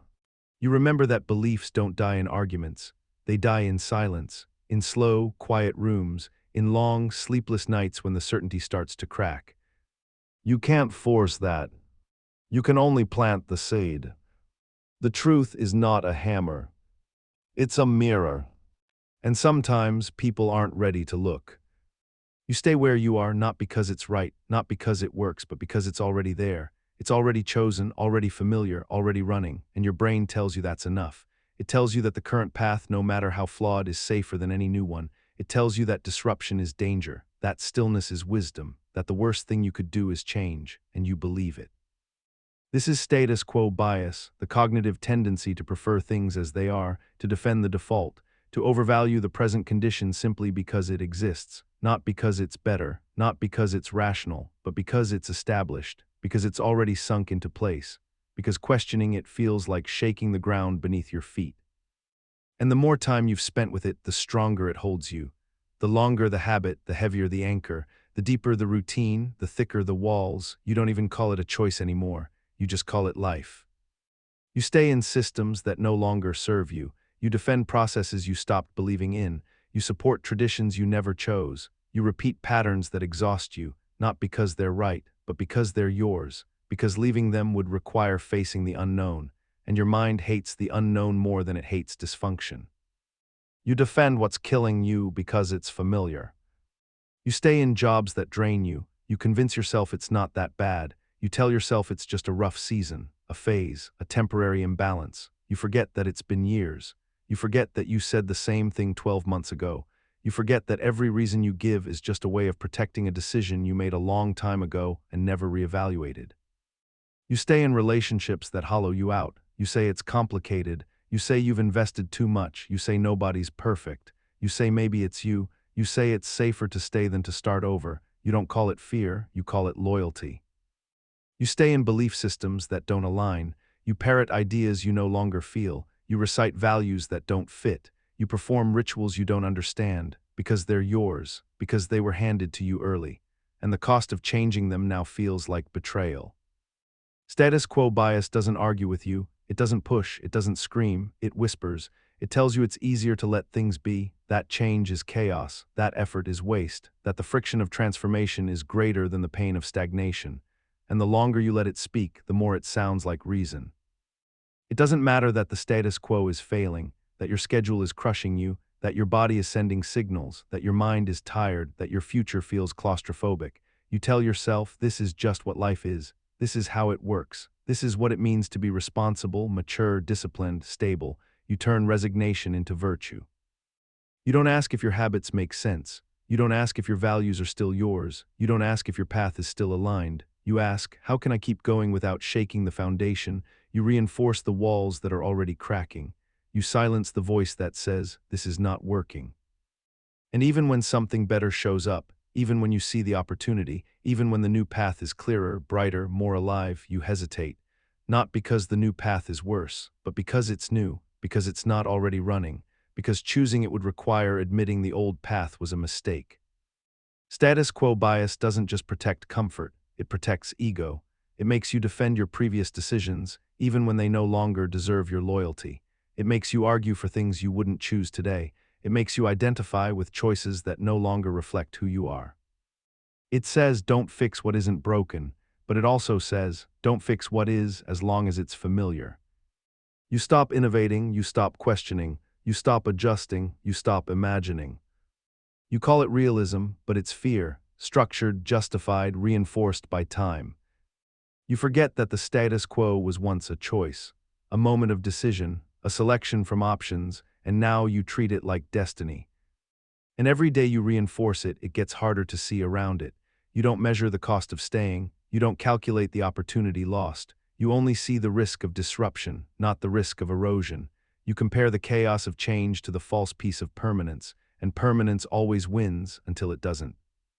Until it collapses, until the system breaks, until your health declines, until your mind fractures, until your life becomes a quiet panic spread over years. So how do you move? You start by noticing. You name the bias, you stop calling it reality. You say, this thing I'm doing it because it's already here. You admit that momentum is not proof, that familiarity is not value, that default is not truth. You ask hard questions. Would I choose this again? If I met this person today, would I still commit? If I started this job tomorrow, would I still accept it? If I discovered this belief now, would I still adopt it? And when the answer is no, you don't run, you don't panic, you pause. You acknowledge that not every default deserves your loyalty. You don't need to blow everything up. You don't need to start over, but you need to wake up. You need to stop defending decisions that were made by a version of you that no longer exists. You give yourself permission to change, without shame, without apology. You remember that status quo is not neutral. It's active, it's alive, it's shaping you every day, and if you don't shape it back, it will harden around you like a shell. The bias says, let it be. But growth says, it doesn't have to stay this way. And freedom begins with that sentence. You explain something to someone, it's obvious to you, clear, basic, but they don't get it. They stare, confused, you repeat it, slower, louder, still nothing. You get frustrated. You wonder if they're not paying attention, if they're not trying, but the problem isn't them, it's you. You've forgotten what it's like to not know. This is the curse of knowledge, the cognitive bias that makes it hard to remember what it felt like before you understood something. Once you know, you can't unknow. You lose the ability to imagine the mental state of someone who doesn't get it, and that loss distorts how you communicate, how you teach, how you lead, how you connect. You assume too much, you skip steps. You use language that's familiar to you but foreign to others. You rush, you condescend, you blame them for being slow, when the truth is, you're the one who moved too fast. Because the knowledge changed your brain, it rewired the path, it made things seem simpler than they are, not because they became simple, but because your mind has automated the complexity. And now, you forget how much effort it took to climb the hill. You're standing at the top, shouting instructions to someone who hasn't even found the trailhead. The curse of knowledge isn't about arrogance, it's about blindness, a specific, structured blindness to the gap between what you know and what others don't. And the wider that gap gets, the harder it becomes to see it. You explain a system and assume they already know the basics. You give advice and assume they've tried everything you have. You write an email, a lesson, a manual, a speech, and it makes perfect sense to you, but that's the trap. You are not the audience. And the further you go in any field, science, art, philosophy, finance, education, the stronger the curse becomes. Because the more fluent you are, the less effort it takes to navigate the concepts. You don't stop to translate, you don't slow down, you don't feel the friction they feel because you've forgotten it ever existed. And so, without realizing it, you become harder to understand. You teach less clearly. You explain less effectively. You connect less deeply. Not because you lost touch, but because your touch is now automatic. And automatic things are invisible. You see it in teachers who talk over their students' heads, in experts who write instructions nobody can follow, in leaders who think they're being clear but leave everyone confused, in parents who say, it's obvious, and children who feel ashamed for asking. You see it in friendships, in relationships, In moments where someone is struggling and you offer a solution that makes them feel stupid, not because the solution is wrong, but because it's out of reach, because it assumes a level of clarity they don't have yet, because it skips the confusion. The curse of knowledge kills empathy. It turns communication into performance. It makes you forget the path you walked. And it replaces memory with impatience. So what do? You slow down. You rewind. You imagine yourself before you knew. You picture the moment when this concept, this tool, this truth was new to you, and you remember how it felt, not just the facts. The disorientation, the doubt, the moments where nothing made sense. You go back there not to stay, but to translate. You break the idea down into pieces. You explain the background. You name the assumptions. You walk step by step without rushing to the end. And when someone doesn't get it, you don't see it as resistance. You see it as a sign, a mirror, a reminder that you've come far enough to forget the beginning. You listen not just to the question, but to the confusion behind it. You don't just clarify, you deconstruct. You peel away the layers of your own fluency until the foundation is visible again. Because clarity isn't about being smart. It's about being accessible. And wisdom isn't how much you know. It's how well you remember what it's like to not know. The curse of knowledge says, this is easy. But empathy says, let's start from where you are. And real intelligence, real connection starts there. You don't notice it when it happens. You think you made a decision, followed a thought, came to a conclusion because it made sense, because it felt right. But what came before that moment is what shaped it. A word, a smell, a tone, a glance, a subtle cue in your environment that tilted everything just slightly and you didn't even register it. That's the priming effect, not a push, not a command, just a nudge that moves the entire mind a few degrees off course without ever being seen. You walk into a room that smells like cleaning fluid and later report higher levels of moral disgust. You read the word slow in a sentence and then physically walk more slowly afterward without realizing why. You hold a warm drink and describe a stranger as kind. You hold a cold drink and describe the same person as distant. The mind takes in signals constantly, some obvious, some microscopic, and then builds meaning on top of them, not because the signals are strong, but because the system is automatic. The priming effect works beneath awareness. It's not suggestion, it's not intention, it's architecture, a blueprint of context that shapes your internal weather before you have a chance to check the sky, and by the time you feel the wind, the system has already shifted. You feel confident and call it certainty. You feel anxious and call it insight. You feel decisive and think it's clarity. But every one of those feelings is anchored in something that came before it, something you didn't choose. Something that may not even be relevant. It's not about logic, it's about exposure.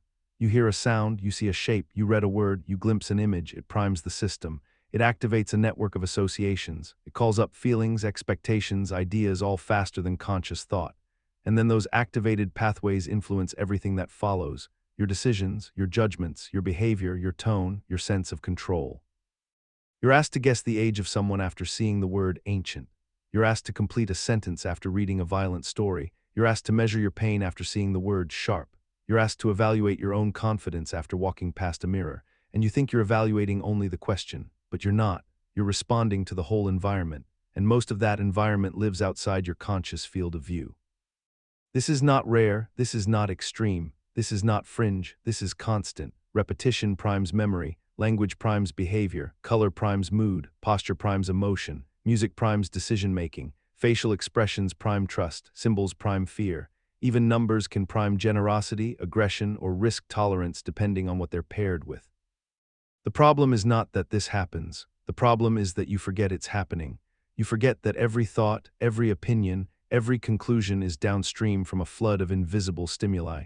You forget that you're not starting from a blank slate. You're reacting to a landscape that was drawn for you before you opened your eyes. It works in advertising. You see a logo associated with luxury and now feel more valuable. You see a slogan about speed and now feel impatient. You see a product next to images of family and now it feels personal. You're not evaluating the product. You're evaluating the network of meaning that's been attached to it by repetition, by design, by exposure. It works in politics. Certain phrases are repeated to trigger reactions: freedom, security, threat, control. Entire campaigns are built not around argument, but around repeated priming, not to change your values, but to make you feel like your values are being activated. And once that network is lit up, every idea that follows rides on that current. It works in media. Stories are arranged to create emotional rhythms. Headlines are written to activate specific fears. Words are chosen to establish tone before facts even arrive. The sequence in which information is delivered changes how it lands, and your conclusions are not just about the facts, they're about the mental state you were in by the time the facts reached you. It works in conversation. Someone starts a sentence in a specific tone and your body adjusts. You sit forward or lean back, you expect a fight or a compliment, you're primed for a type of interaction. You begin to shape your response before they finish speaking, and you think you're being present, but you're being pulled. It works on yourself. You look at your phone. The first image affects how you interpret the next five. A message primes your memory of an emotion. A word primes your perception of someone else's tone. An emoji primes your idea of their intent. None of it is neutral. It's all color-coded before it hits you. And it doesn't matter if you know this. Awareness doesn't cancel the effect. Knowing about priming doesn't prevent it from working. You can know that seeing. The word rude will make you interrupt faster and still interrupt faster. You can know that reading about old age slows your body and still slow down. The process is deeper than intellect. It lives in the layers beneath logic. So what's the cost? The cost is attribution. You feel a reaction and assign it to the wrong source. You think you're upset because someone was late, but it started when you read a sharp headline. You think you trust someone because they smiled, but it started because you were holding a warm mug. You think you're motivated because of your goals, but it started with a certain song, a certain word, a certain light. You become the echo of a context you didn't design. And if you don't track the inputs, you start to believe the outputs are who you are. But they're not. They're where you are. So what do? You slow down, you rewind, you ask, what did I just read? What did I just hear? What was the temperature of the room? What was the rhythm of the conversation? What image was on the wall? You gather the fragments that shape the shape you're in. You name the invisible. You reduce your exposure to unchosen influence. You stop scrolling before sleep. You control the first image you see when you wake. You walk into a room and adjust it, light, scent, sound, because you know it will adjust you. You create your own primes. You write words and place them where your mind will bump into them, not to control yourself, but to balance the scale. You stop pretending that thoughts arrive fully formed. You accept that every thought is an outcome of environmental math, and once you know that, you can recalculate. You can design the inputs. You can reset the trigger. You can install your own context instead of inheriting someone else's. Because priming is not just vulnerability. It's power. It's the power to shape mood, attention, belief, energy. And that power is being used on you constantly. So use it back. Carefully, quietly, deliberately. Because the only real defense against unconscious influence isn't resistance. It's authorship. You meet someone, they're charming, well-dressed, confident, you like the way they speak. You like the way they carry themselves, and before you even realize what's happening, your brain fills in the rest. They must be smart, kind, honest, capable. You project qualities you haven't seen based on a few you have. That's the halo effect, the mental shortcut that turns one positive trait into a full character. You see someone who's attractive and assume they're also intelligent. You see someone who's articulate and assume they're competent. You see someone who's popular and assume they're trustworthy. But these are not linked. These are not connected. These are assumptions stacked on assumptions, not because they're true, but because your mind prefers coherence. The brain hates uncertainty. It wants quick impressions. It wants simple narratives. It wants a person to be one thing, not fragments, not contradictions, not a mix. So when you like one part, it upgrades the whole. It casts a glow. It builds a halo. And everything that halo touches becomes better than it actually is. You hire someone because of their charisma and overlook their inexperience. You trust someone's judgment because they seem confident, not because they've proven anything. You excuse someone's mistakes because they were nice to you once. You buy from someone you like, even when the product is bad. The halo effect makes people seem better than they are, but worse, it makes bad things easier to ignore. You downplay the red flags, you dismiss the warning signs, you rationalize the cracks, because admitting the flaw means adjusting the whole image, and your brain resists that. It wants to keep the picture clean. It shows up in courtrooms. Attractive defendants are judged more leniently. Confident witnesses are believed more readily. A suit and a tie tilt the scales, not because they should, but because the halo wraps around them. It shows up in schools. Teachers expect more from students who are neat, polite, or enthusiastic, and give them better grades, more attention, more praise, not because they earned it, but because the first impression made a mark, and that mark shaped everything after it. It shows up in relationships. You fall in love with someone's humor, then their lies don't seem so bad. You admire someone's talent, then their cruelty becomes forgivable. You think you're being loyal, but you're being primed. The halo blinds you.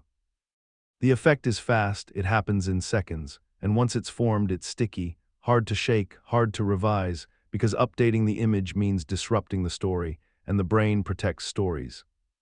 Even when they're wrong, even when they hurt, even when the truth is knocking. So how do you fight it? You slow down your judgment, you split the traits apart. You ask, is this person actually good at what I think they are, or am I just impressed by something else? Do I have evidence, or do I just have a vibe? You list the qualities, you treat each one separately. You don't let charm equal competence. You don't let beauty equal honesty. You don't let confidence equal wisdom. You catch yourself in praise. When you say they're amazing, you ask, at what? Be specific, be concrete. Admire what's real, not what's assumed. You check your biases in decisions, in hiring, in trust, in conflict. Don't ask, do I like them? Ask, what have they done? What's the pattern? What's the record? You learn to love without halos, to trust without glow, to see people as mixed because they are. And when you feel the glow forming, you don't kill it. You just narrow it. You say, I like this part, but that doesn't mean I know the rest. Because the halo effect wants simplicity. But truth lives in the detail. You remember something vividly, a conversation, a detail, a moment, you're sure it happened, you can describe it, you can feel it, you can swear by it, but it didn't happen, or it didn't happen that way, or it happened but not to you, not like that, not in that order. And when someone shows you the truth, it doesn't feel true. Your version feels stronger, more complete, more real. That's the false memory effect, the brain's ability to create memories that feel authentic, but are constructed, distorted, or entirely invented. It doesn't take a lie, it doesn't take hypnosis, it doesn't take trauma, it just takes time, repetition, suggestion. The brain fills in gaps, it smooths out the noise, it edits, it merges, it replaces, and it tells the new version like it's fact, not to deceive, but to preserve the story, to keep the self coherent. You see an old photo and suddenly remember the day, even if the photo was staged. You hear a story so often you think it happened to you. You watch a documentary and weeks later you recall events from it like they were your own experiences. You mix timelines. You assign the wrong faces to the right moments. You say things like, I'll never forget, but you already have, and what's left is reconstruction. Memory is not a tape recorder. It's not a hard drive. It's not a camera. It's a process. Every time you recall something, you alter it. Every recollection is a rewrite, and if you rewrite it enough, the edits become the new default. You tell the same story for years, each time a little more polished, a little more emotional, a little more focused. You add what should have been there, you trim what doesn't fit. You make yourself sound braver, smarter, more justified, and eventually you forget the raw version. You remember the version that works. False memories don't feel weaker than true ones, they feel stronger. They come with clarity, with emotion, with certainty. That's the trap. We assume confidence means accuracy, but the opposite is often true. The most vivid memories are sometimes the most false, because they've been rehearsed, reinforced, refined. What feels sharp is often synthetic. It happens in families. You and your sibling remember the same event differently. Who said what? Who started the fight? Who took the fall? You argue not because one of you is lying, but because your brains built different stories. Your minds made meaning in different directions, and both of you believe what you remember. It happens in relationships. One partner remembers a conversation as warm, the other as cold. One remembers a promise, the other a vague suggestion. You replay it in your head, you're sure, you hold it against them. But what you're holding may not be a fact. It may be a film you've edited over time, frame by frame. It happens in the justice system. Eyewitnesses give confident testimonies that are completely wrong. People confess to crimes they didn't commit because memories can be implanted, shaped, rehearsed until they feel like truth. Courts have been built and broken on false memory, not lies, memory. And it happens inside you. You misremember your own intentions, your own words, you rewrite your own past. You create origin stories that justify who you are now. You drop details that don't fit your identity. You build a version of yourself that's internally consistent, even if it's factually wrong. The brain isn't trying to lie. It's trying to function. It's trying to simplify a lifetime of chaos into a narrative you can hold. But that narrative is malleable. It's soft. It shifts every time you touch it. So how do you live with this? You stop trusting memory like it's law. You stop using phrases like "I know for a fact." You start saying "as far as I remember." You hold your own recall with skepticism, with humility, with the understanding that your memory is not a vault, it's a stage. You question the memories that hurt the most, that justify the anger, that explain the resentment. You ask, how many times have I repeated this? What have I added? What have I removed? You check the version you've built. You compare notes, you ask others how they remember it, not to prove a point, but to see how wide the gap is. You expect the gap, you respect the gap. And when someone tells you that you remembered it wrong, you don't get defensive. You listen. You ask yourself, is it possible I rewrote this? Not to erase your story, but to soften your certainty. Because sometimes the hardest truth is this: the story you're living by might not be the one that happened. And the only way to grow is to let that possibility in. You succeed, you get the job, you receive praise, you're told you did well, but something doesn't feel right. You feel like a fraud, like you tricked everyone, like you got lucky. Like any minute now, someone will figure it out. You smile, you say thank you. You keep going, but inside you're waiting for the collapse, waiting to be exposed. That's imposter syndrome, not the absence of achievement, but the inability to internalize it. It doesn't matter how many degrees you have, how much experience, how much evidence. The feeling stays, you're not good enough, you don't belong, you're not as competent as they think you are. You assume others have it together, that they know what they're doing, that you're the only one pretending, but you're not. The feeling doesn't come from failure, it comes from success. Success you don't trust. Success you think you didn't earn, you believe you slipped through the cracks, that someone made a mistake, that you're the exception to every rule you supposedly fit. And because you don't feel like you're good enough, you assume the success must be fake. You explain away your achievements. You say it was timing, luck, other people, lower standards. You can't take ownership without guilt. Compliments make you squirm. Promotions make you panic. Public recognition feels like exposure. The spotlight feels like a threat. So you overcompensate. You work harder, you prepare more, you check and double check. You study things you already know. You chase perfection. You stay late. You say yes too often. Not because you want to excel, but because you're terrified of slipping, because you think one mistake will reveal the truth you're hiding. But the truth you're hiding isn't truth, it's fear. And that fear distorts everything. You compare yourself constantly, not to see where you are, but to prove you don't belong. You fixate on others' strengths and ignore your own. You see someone speak confidently and assume they have more knowledge. You see someone publish quickly and assume they're more disciplined. You see someone receive attention and assume they're more deserving. You make every win smaller, every gap bigger. You hold yourself to a shifting standard, one you never chose, one that always stays just out of reach. You think you have to know everything. That competence means certainty, that if you have questions, you must not be qualified, that if something feels hard, it means you're weak, that struggling means failing. And so, the moment anything feels difficult, you assume it's because you're an imposter, not because the task is difficult. But this is the lie. Impostor syndrome convinces you that effort is evidence of inadequacy, that not knowing something means you shouldn't be here, that asking for help is proof you're not ready, that success should feel easy if it's real.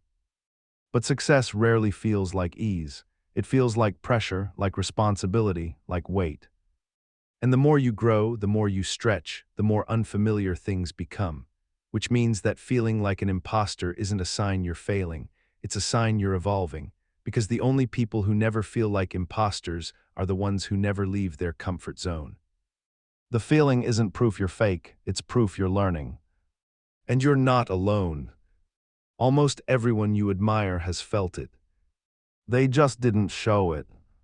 Because imposter syndrome doesn't show on the outside. It hides behind achievement, behind composure, behind competence. It shows up in quiet self-doubt, in second-guessing, in apologizing too much, in staying small to avoid being noticed. It whispers that you don't deserve your seat. But the only way to silence it is to stay seated. You don't fix it by achieving more. You don't fix it by waiting to feel ready. You fix it by noticing the voice and choosing not to obey it. You remind yourself you are not the voice. You are not the panic. You are not the fear. You are the person doing the work anyway. You measure progress, not perfection. You value learning, not knowing. You accept that growth includes discomfort and keep going. Because imposters fake success. You, on the other hand, feel like a fake while still succeeding. And that difference matters. That means it's not a fraud. It's a fracture. A gap between what you've done and what you allow yourself to believe. And the only way to close it is to keep showing up. Keep doing the work. Keep sitting in the chair. Until the voice loses its power. And you finally realize you've been real this whole time. You do something good, you help, you donate, you say the right thing, you resist the impulse. And after that, you give yourself permission, not consciously, not loudly, but quietly. You indulge, you cut corners, you become more lenient with yourself, not because you stopped caring, but because you feel like you've earned it. That's moral licensing, the psychological effect where past moral behavior makes you more likely to engage in future immoral or questionable behavior. Goodness becomes a token. And once you've spent it, you spend yourself. You eat healthy all day, so at night you binge. You take the stairs once and then use the elevator all week. You tell yourself, I did well, and that story becomes currency, and currency demands to be used. You defend someone in public, you post the right opinion, you call yourself an ally, and now when you make a small offensive remark, you brush it off. I've already proven I'm not like that. You give yourself moral immunity based on moral history, as if decency can be banked. You donate to a cause, you share a campaign, you signal your values, and then you ignore your own bias. You dismiss other people's pain. You feel like you've done your part, so now you're exempt. You fulfilled the minimum, so now the maximum is someone else's job. This is the lie of moral progress, that one right act compensates for future wrong ones. That virtue once displayed is a shield against flaw. That identity can be built through isolated actions, but identity doesn't freeze, it moves. And the more you cling to past goodness, the easier it becomes to ignore present contradiction. Moral licensing doesn't just apply to individuals, it spreads across systems. A company launches a diversity initiative and then ignores complaints for the next 3 years. They point to the campaign, the photos, the donation. They say, look what we did, and what they did becomes an excuse for what they now refuse to do.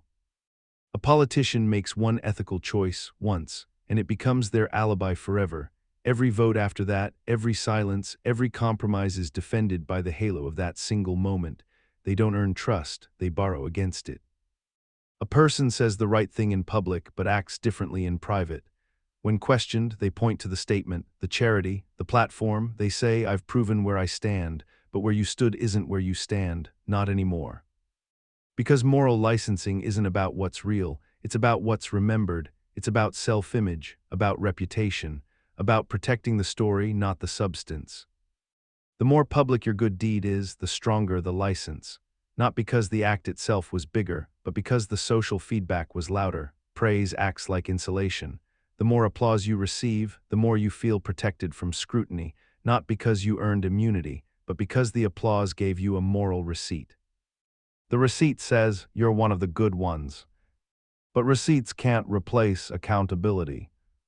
Moral licensing shows up in the smallest habits.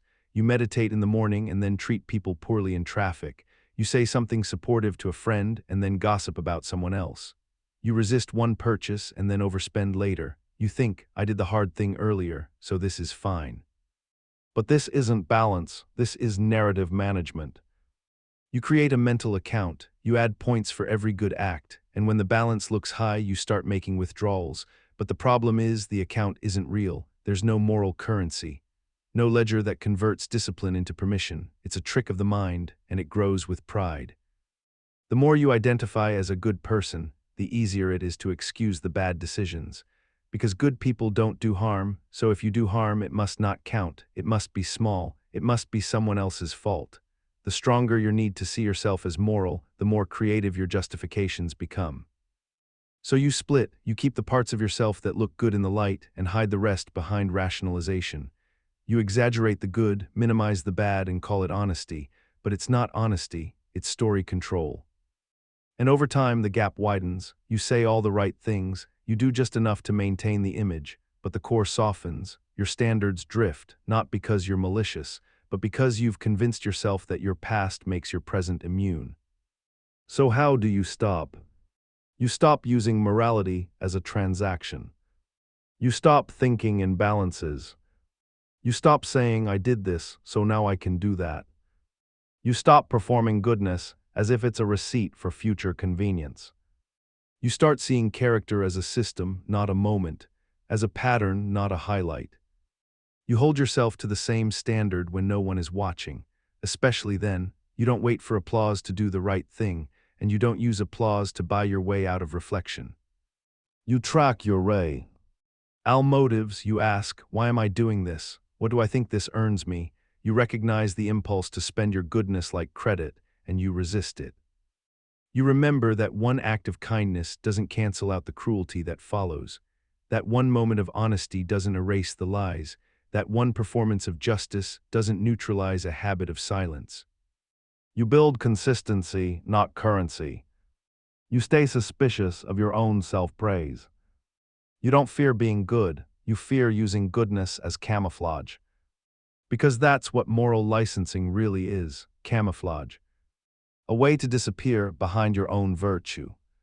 But the truth doesn't care about your moral history. It cares about what you're doing now. You're offered a choice, the situation is risky, the future is unclear, the numbers are on the table but they feel distant, cold, then someone reframes it, they highlight the part that's guaranteed, the safe zone, the part you can hold in your hand. Suddenly the decision becomes easy, not because the odds changed, but because the way they were presented made the risk feel invisible. That's the pseudo-certainty effect, the tendency to favor certain outcomes over probabilistic ones when the problem is framed in terms of gains, and to favor risk when the problem is framed in terms of losses. Your brain is evaluating the data. It's reacting to how it feels when wrapped in certainty. Take this option and you'll definitely save 200 lives. Or take another and there's a 33% chance of saving all 600 lives and a 67% chance of saving none. Most people pick the certain 200. Now reframe it, take this and 400 people will definitely die. Or take that and there's a 33% chance no one dies and a 67% chance that all 600 do. Now most people choose to gamble. Same math. Same outcomes, but the way it's presented switches your brain from caution to risk, and back again. You don't want to lose what you think you already have. You'd rather protect the certain gain than gamble on a better one. But when the frame flips and the certainty becomes a guaranteed loss, suddenly risk looks safer than the loss. You think you're being rational, but you're being guided by the surface, not the substance. It plays out everywhere. You're offered a refund or a chance at store credit that could be higher. You take the refund. You're offered a guaranteed raise or a chance at a promotion that might not come. You take the raise. But then when the conversation is about cost, about loss, about something slipping through your fingers, you start rolling dice. You invest in high-risk options to avoid a guaranteed dip. You take uncalculated leaps just to avoid facing a definite decline. It's not logic, it's presentation. And marketers know this, politicians know this, systems know this. They craft choices to make you feel safe or desperate based on what outcome they want you to choose. They offer guarantees when they want you to stay. They describe losses when they want you to leap. They don't change your values, they change your emotional landscape, and the math follows. The effect is deeper than decision-making. It reveals something about control. You cling to certainty even if it's objectively worse because certainty feels like control, like security, like something you can point to and say, I know this. But control can be an illusion, and the price of chasing it is often suboptimal choices that feel safer than they are. In medical decisions, people choose guaranteed partial treatments over probabilistic full ones, even if the odds are better for the latter. In business, executives choose guaranteed small profits over riskier investments with higher expected returns. In daily life, you choose what you've done before, not because it's best, but because it doesn't ask you to step into ambiguity. And when the loss side kicks in, the entire personality flips. People become gamblers, but not brave ones, panicked ones. They jump from one possibility to another, hoping to escape a guaranteed hit. They take unnecessary risks because certainty has turned into a threat instead of a promise, and the brain, afraid of losing, becomes reckless.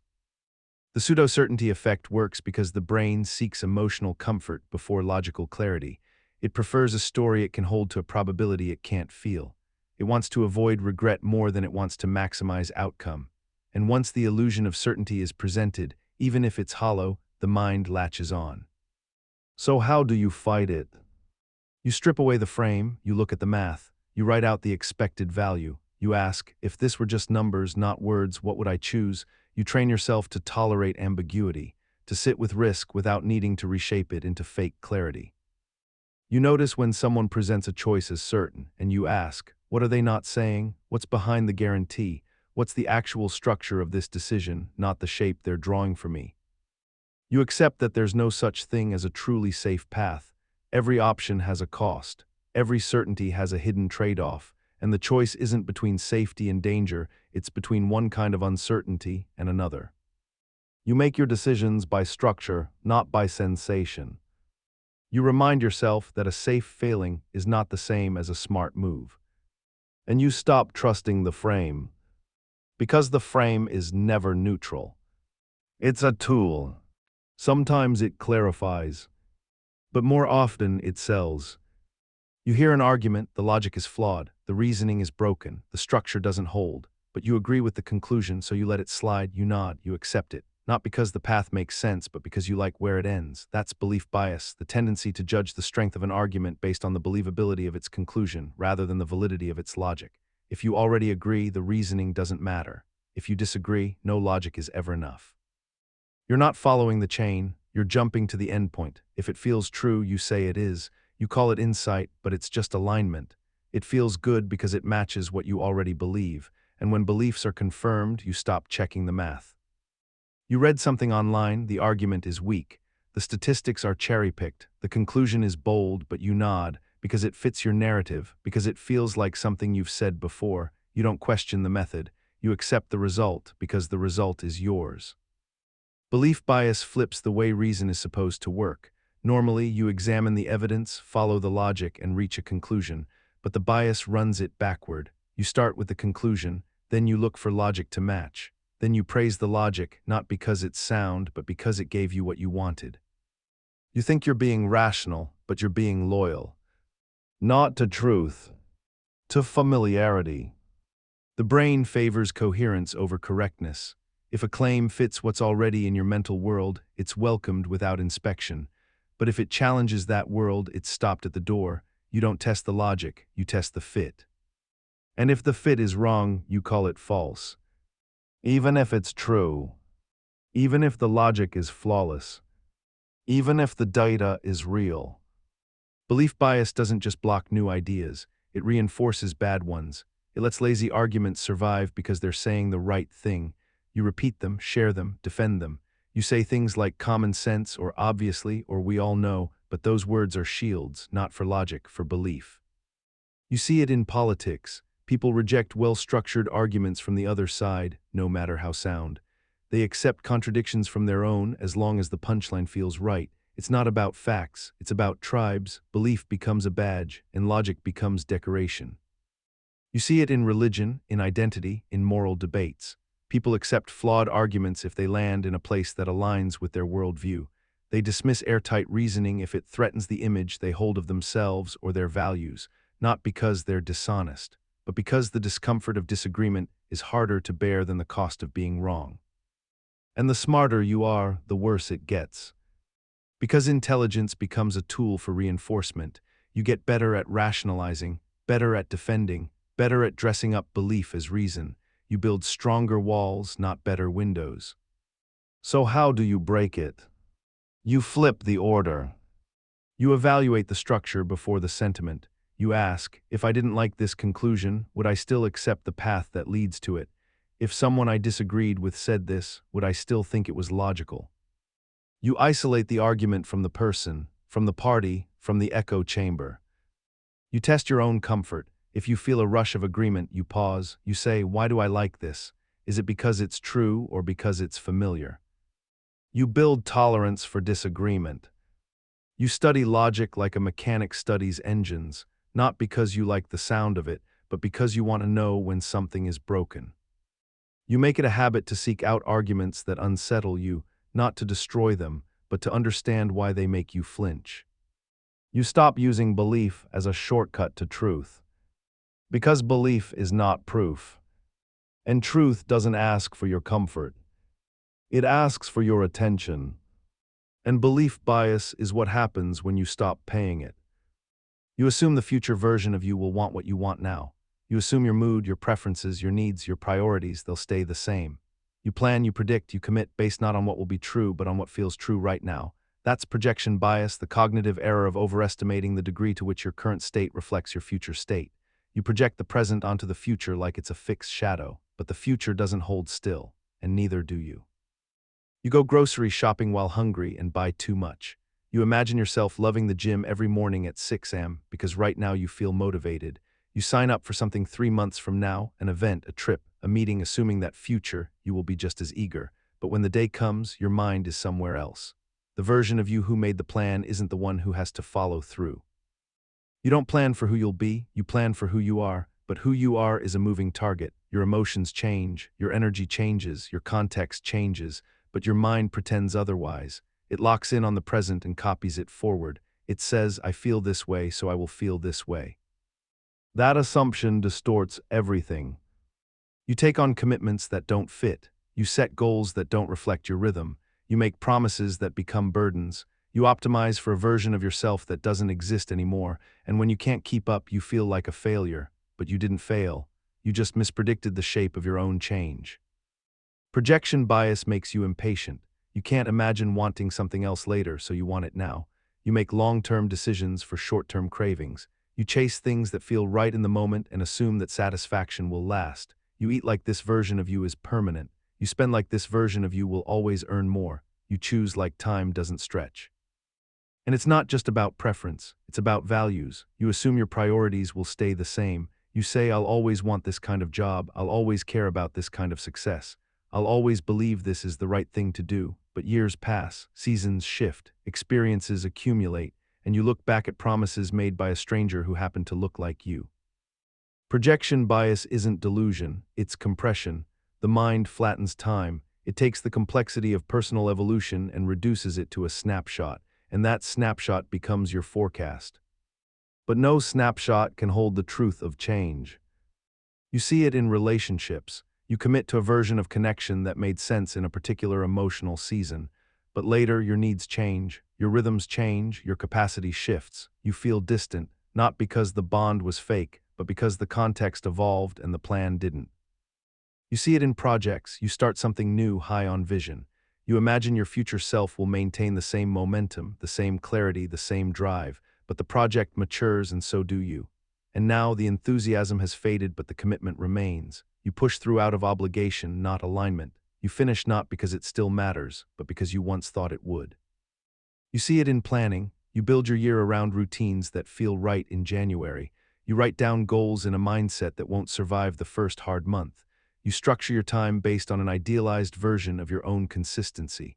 And when that version fails to show up, you blame yourself, not the distortion that made the plan. So how do you counter it? You start by questioning your confidence. You treat emotional predictions as soft data. You say this feels true now, but how might I feel later? You make room for fluctuation. You don't expect your future self to be a clone. You respect their autonomy. You plan with change, not against it. You create flexibility. You don't overschedule. You don't overcommit. You leave space to adapt. You recognize that a perfect plan for today can become a trap tomorrow, and you'd rather course correct than collapse under rigidity. You study your past. You ask, what did I think I'd want a year ago? What did I expect I'd enjoy? What did I assume would satisfy me? And when the answers don't match reality, you stop treating your current state as permanent truth. You get better at detecting temporary hunger, at hearing the difference between impulse and principle, between mood and value, between right now and always. You forgive yourself for changing, and you stop expecting consistency from a system built to evolve. Because you are not fixed. You are not still. You are not what you feel in this moment. You are a trajectory. And the person you are becoming deserves the freedom to disagree with the person you are today.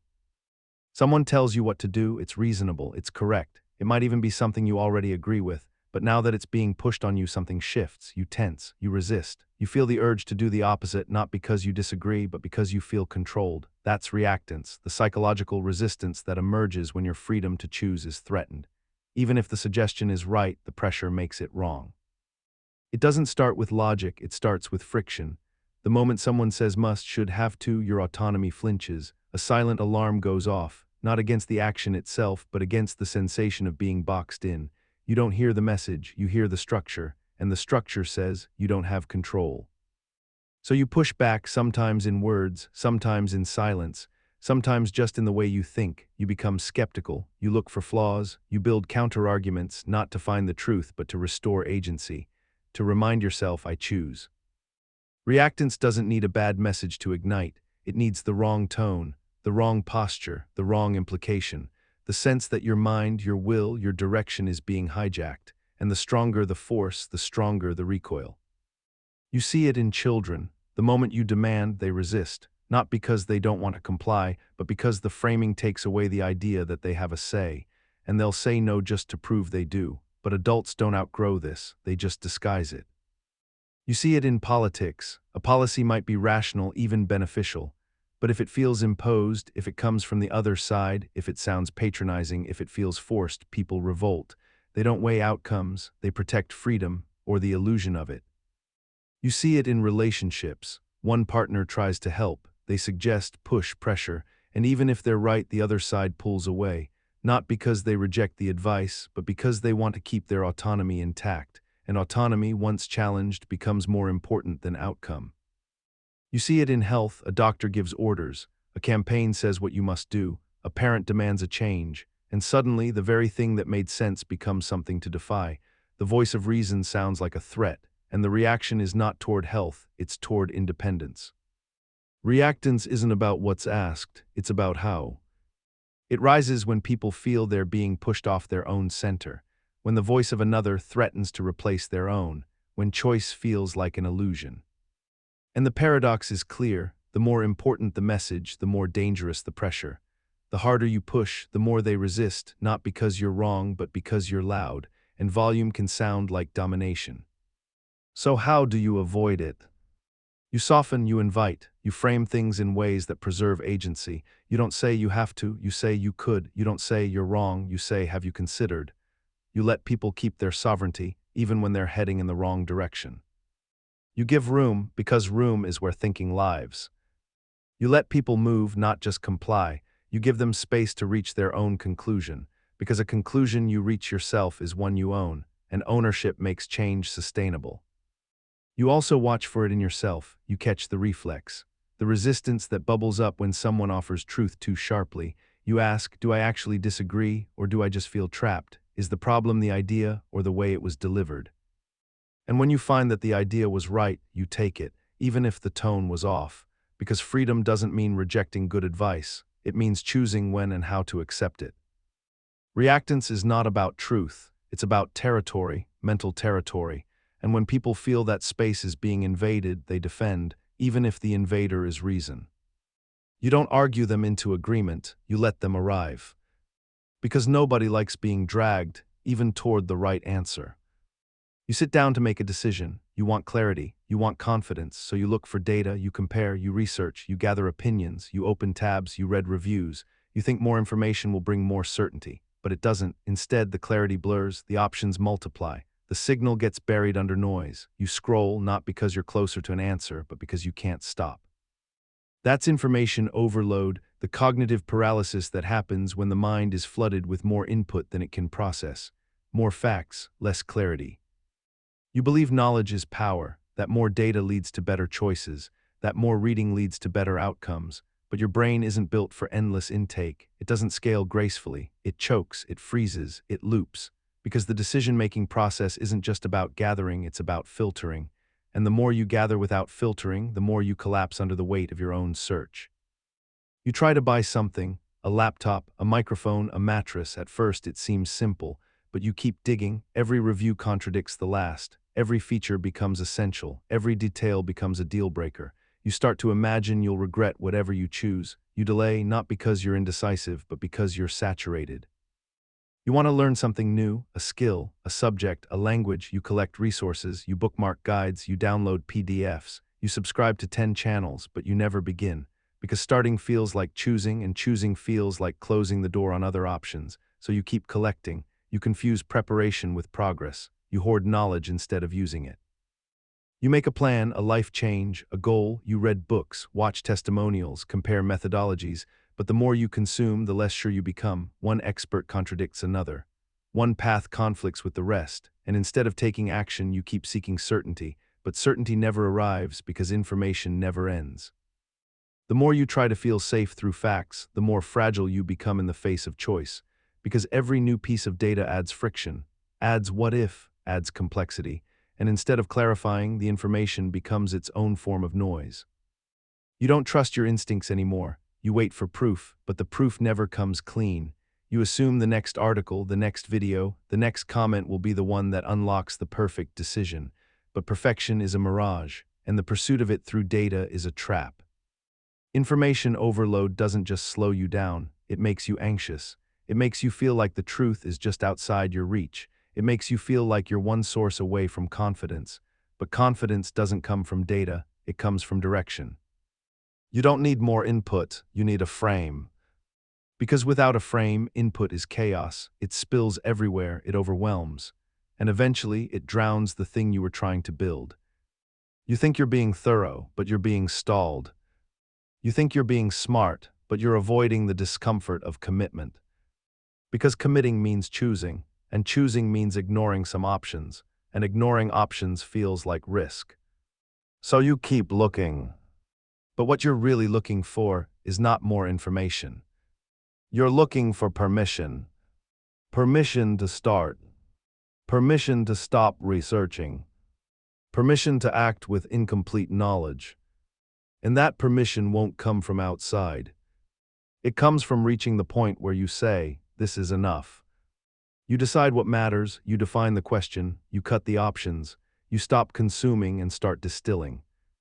You look at the sea of data and choose which drops are yours. You close the extra tabs. You let silence back in. You move, because clarity doesn't come from saturation. It comes from subtraction. You hear a story, it's vivid, detailed, specific, it feels real, it pulls you in, and then someone gives you statistics, the base rates, the actual probabilities, but they feel flat, distant, irrelevant. You ignore them, not on purpose, not openly, but you forget they matter, you trust the story. That's base rate neglect, the tendency to ignore general statistical information in favor of specific individual examples. Your brain favors detail over data. It believes what's vivid, not what's likely. You're told there's a 1% chance of something happening, then you hear about someone it happened to, you read about their experience, you see their face, and now that 1% feels like a guarantee. You think if it happened to them, it could happen to me, and the probability disappears, because the mind doesn't measure truth by numbers, it measures by narrative. You make a decision, you know the stats, you've seen the chart, but then someone tells you a personal story, one friend who succeeded, one person who failed, and now you can't unsee it. The data fades into the background, the anecdote becomes everything. You act based on one case because one case feels real, but the reality is in the rate. It shows up in medicine. You're told a treatment has a 95% success rate, but your neighbor tried it and got worse. You ignore the 95%. You think, that could be me. You shift your trust from the population to the person, from trend to exception. It shows up in finance. You're warned about risky investments. The numbers are clear. But then you hear about one person who got rich. You chase the outcome, not the odds. You forget the thousands who lost because you don't see them. You only see the one that shines.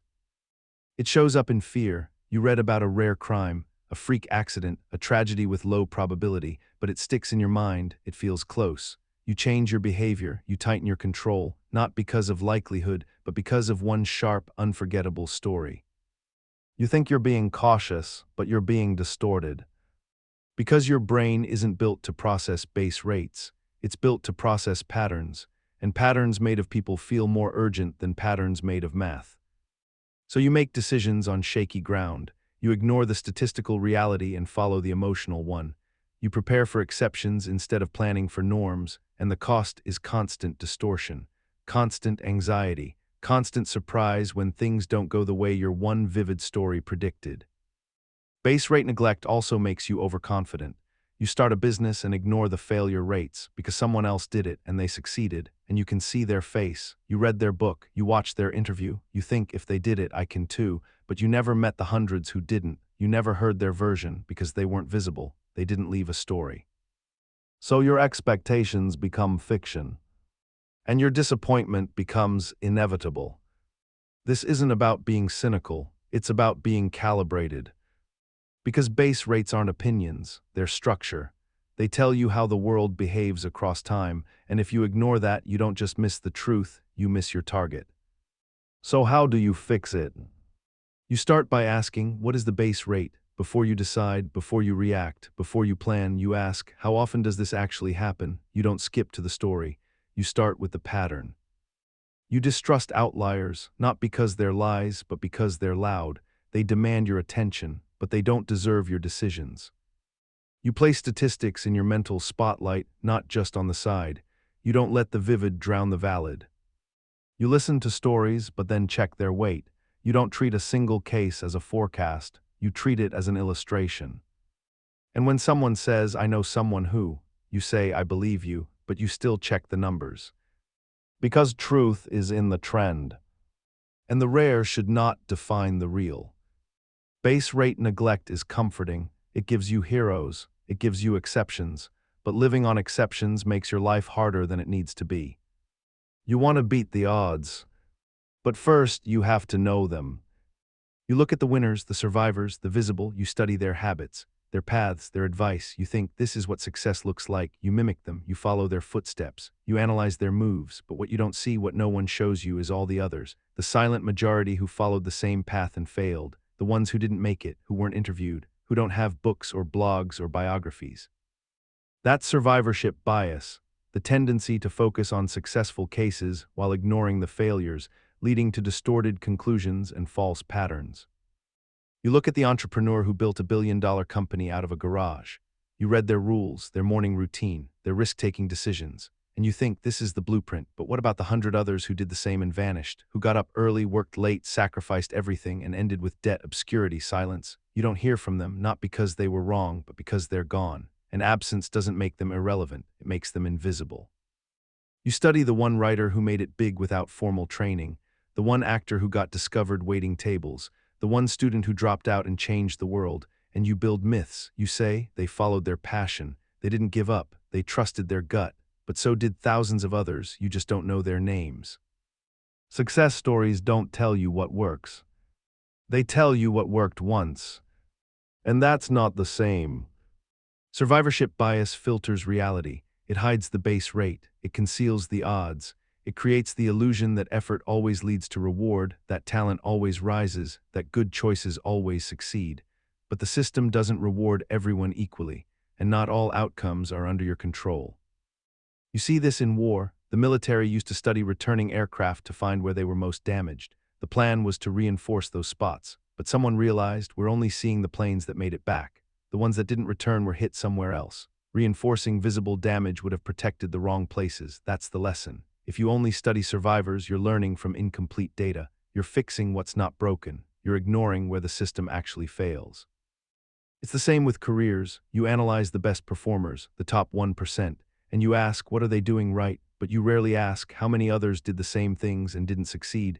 You build strategies based on highlights. But success is often the result of timing, environment, resources, chance, factors that don't make it into the story.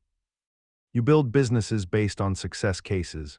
You say, these companies did X, so we'll do X, but you don't study the ones who did X and collapsed, because they didn't leave a blueprint, they left silence. Survivorship bias creates false hope. It makes you overestimate the probability of success. It makes you blame yourself when you fall short, because if they did it, why can't you? You forget that for every survivor, there are countless others who were just as good, just as disciplined, just as hungry, and still failed. It doesn't mean you shouldn't try. It means you shouldn't confuse visibility with validation. Just because something is common among winners doesn't mean it caused the winning. Just because someone succeeded doing something doesn't mean that something guarantees success. So how do you avoid the trap? You ask about the missing data, you ask who didn't make it, what did they do, what were the odds. You don't just study success, you study failure not to be pessimistic but to be precise. You don't cherry-pick evidence to support what feels good. You weigh the unseen, the unheard, the invisible stories that balance the scale. You remember that the road to success is littered with people who looked just like the winners until they were. And that doesn't make the journey worthless. It makes it real. Survivorship bias wants you to think there's a formula, but there is. There's only a range. And inside that range, outcome doesn't always equal merit. Sometimes the best thing you can do is not follow the winner. It's to understand the system and walk forward with your eyes open. You're given a choice, the facts are clear, the numbers don't change. But depending on how the information is presented, your decision shifts. Same data, different frame. One version feels optimistic, the other feels dangerous. And your judgment follows the feeling, not the facts. That's the framing effect, the cognitive bias where people react differently to the same information depending on how it's packaged. Truth stays the same, but perception doesn't. You're told a procedure has a 90% survival rate. You feel confident, you nod, it sounds safe. But tell someone else the same procedure has a 10% death rate and they hesitate, they feel fear, they walk away. The numbers are identical, but the framing flips the meaning, not mathematically, emotionally. You see it in headlines. One story says unemployment drops to 6%. Another says 1 in 16 adults can't find work. Same statistic, different effect. One is progress, the other is crisis, and the public opinion bends accordingly. It works in everyday decisions. A yogurt label says 90% fat-free, you feel healthy. But a different brand says contains 10% fat and you pass. You're not comparing content, you're reacting to frame. And the more emotional the topic, the stronger the effect. People support organ donation more when it's framed as opt-out instead of opt-in. People donate more when told how many people are helped, not how many are still suffering. You think you're choosing based on logic, but you're choosing based on lens. The framing effect doesn't need lies to mislead, it only needs selection, a certain angle, a chosen emphasis, the omission of one word, the presence of another. The subtle twist that shifts you from one conclusion to its opposite without changing the core. You're not evaluating reality, you're evaluating context. You don't just ask, what is true? You feel, how does this feel? And feeling often overrides calculation. You make a plan, you tell yourself, I've already spent 3 hours on this, so you keep going, even if quitting would save more time. You frame it as investment, not waste, but that frame keeps you stuck. You refuse to lose what's already lost, so you lose more. You choose between two options. One is framed as gaining security, the other as avoiding loss. You know they're structurally identical, but avoiding loss feels safer, so you pick it, not because you did the math, because the words led the feeling. This bias doesn't just distort judgment, it distorts morality. The way a problem is described changes what you think is ethical. Call it collateral damage and people justify it. Call it killing civilians and people resist. The frame dictates what you tolerate. And the scariest part, you rarely notice it. You assume your reaction is objective. You say, I'm just responding to facts, but you're not. You're responding to the wrapper, and the wrapper was chosen for you. So how do you fight back? You reframe the frame. You say, what if this were worded differently? What's the inverse of this statement? What am I not being shown? You translate numbers into both positive and negative terms before you decide. You force symmetry. You refuse to let language make the choice for you. You develop a habit of flipping perspectives. You ask, if I heard the opposite, would I still feel the same? You slow down when something feels too obvious, because obvious is often a sign of good framing, not good thinking. And you extend this to how you speak. You learn to frame with care, to guide without manipulation, to offer both sides honestly. Because the truth isn't in the label, it's in the structure. And when you ignore the frame, you finally see the shape underneath. You don't stop trying because you're weak. You stop trying because nothing changed when you did. You stopped because the effort became noise, the feedback became silence, the hope became weight. This is not failure. This is learned helplessness. A state where your nervous system concludes that action is irrelevant, that struggle does not lead to outcome, that behavior doesn't change consequence. Not because it never could, but because it once didn't. And the mind remembers that pattern more deeply than almost anything else. You begin with initiative. You begin with belief. You apply for things, you ask for things, you try to fix things. But over time, if your actions are met with randomness, with punishment, with indifference, your internal system updates. It learns the rule nothing works, so it stops. Not loudly, not dramatically, but quietly. You still go through motions. You still do the minimum. You still keep up appearances. But the inner gear that makes you try, that gear snaps, and nobody sees it when it happens. It starts small. You suggest an idea, it's dismissed. You express a feeling, it's ignored. You take initiative, it's punished. You make yourself vulnerable, you get mocked. The lesson writes itself into your gut. Don't move, don't speak, don't risk. You still think of change, but you no longer believe in it. The future shrinks not because you fear it, but because you believe it won't respond. That's the shape of helplessness. It doesn't always look like despair. Sometimes it looks like silence. Like passivity, like stillness that used to be motion, like flatness that used to be hunger. And the world often mistakes it for laziness, for weakness, for apathy. But what's really happening is deeper. Your brain has simply stopped associating effort with possibility. It has rewritten cause and effect. This was first studied in animals. Dogs exposed to uncontrollable pain, shocks they couldn't escape, eventually stopped trying to escape at all, even when escape became possible. They simply lay there, not because they enjoyed it, not because they wanted it, but because they had learned that the outcome was not up to them. That's the terrifying part. The barrier was gone, but the mind didn't believe it. And what's true for dogs under lab lights is true for people under pressure. If your life has been full of arbitrary punishment, unpredictable rejection, or consistent failure, you don't just carry wounds. You carry an internalized map that says, there is no exit. This shows up in education. A student repeatedly told they're dumb or watched others succeed while they fail begins to disengage, not because they don't want to learn, but because they've learned that trying doesn't help. Even when a good teacher comes along, even when support is finally present, the inner rule remains: stay quiet, don't risk. It's safer to fail passively than to try and fail again. This shows up in jobs. You suggest ideas, but they're always shut down. You work hard, but promotions pass you by. You ask for feedback and hear nothing. Over time, you stop offering, stop reaching. You call it burnout, but often it's something colder: helplessness under glass. It shows up in relationships. You try to fix things, communicate, apologize, grow, but the patterns don't shift. The other person doesn't meet you, so you stop, not because you stopped caring, but because you stopped believing that care would lead to anything new. It shows up in depression. You feel bad, you try to feel better, you sleep more, you eat better, you exercise, but the fog doesn't lift. You do it again. Nothing changes, so the effort dies. Not because you don't want to heal, but because you've learned that healing might be unavailable to you. What's most dangerous is how rational this feels. It doesn't feel like despair. It feels like realism. You say this is just the way things are. You no longer expect feedback. You no longer believe in cause and effect. You drift. You comply. You sit in the waiting room of your own life, and you forget what it felt like to move. Not because you want to forget, but because remembering hurts. Because remembering reminds you of a time when you still believed that the world was porous to your action. And when it wasn't, the belief collapsed. This state is not permanent, but it feels like it is. That's its most brutal trick. It convinces you that the helplessness is yours, that it's your fault, that it's your nature, when in fact it was installed, trained, reinforced. Your brain didn't malfunction, it adapted. It did what it thought would protect you. It taught you to conserve energy, to avoid disappointment, to numb hope.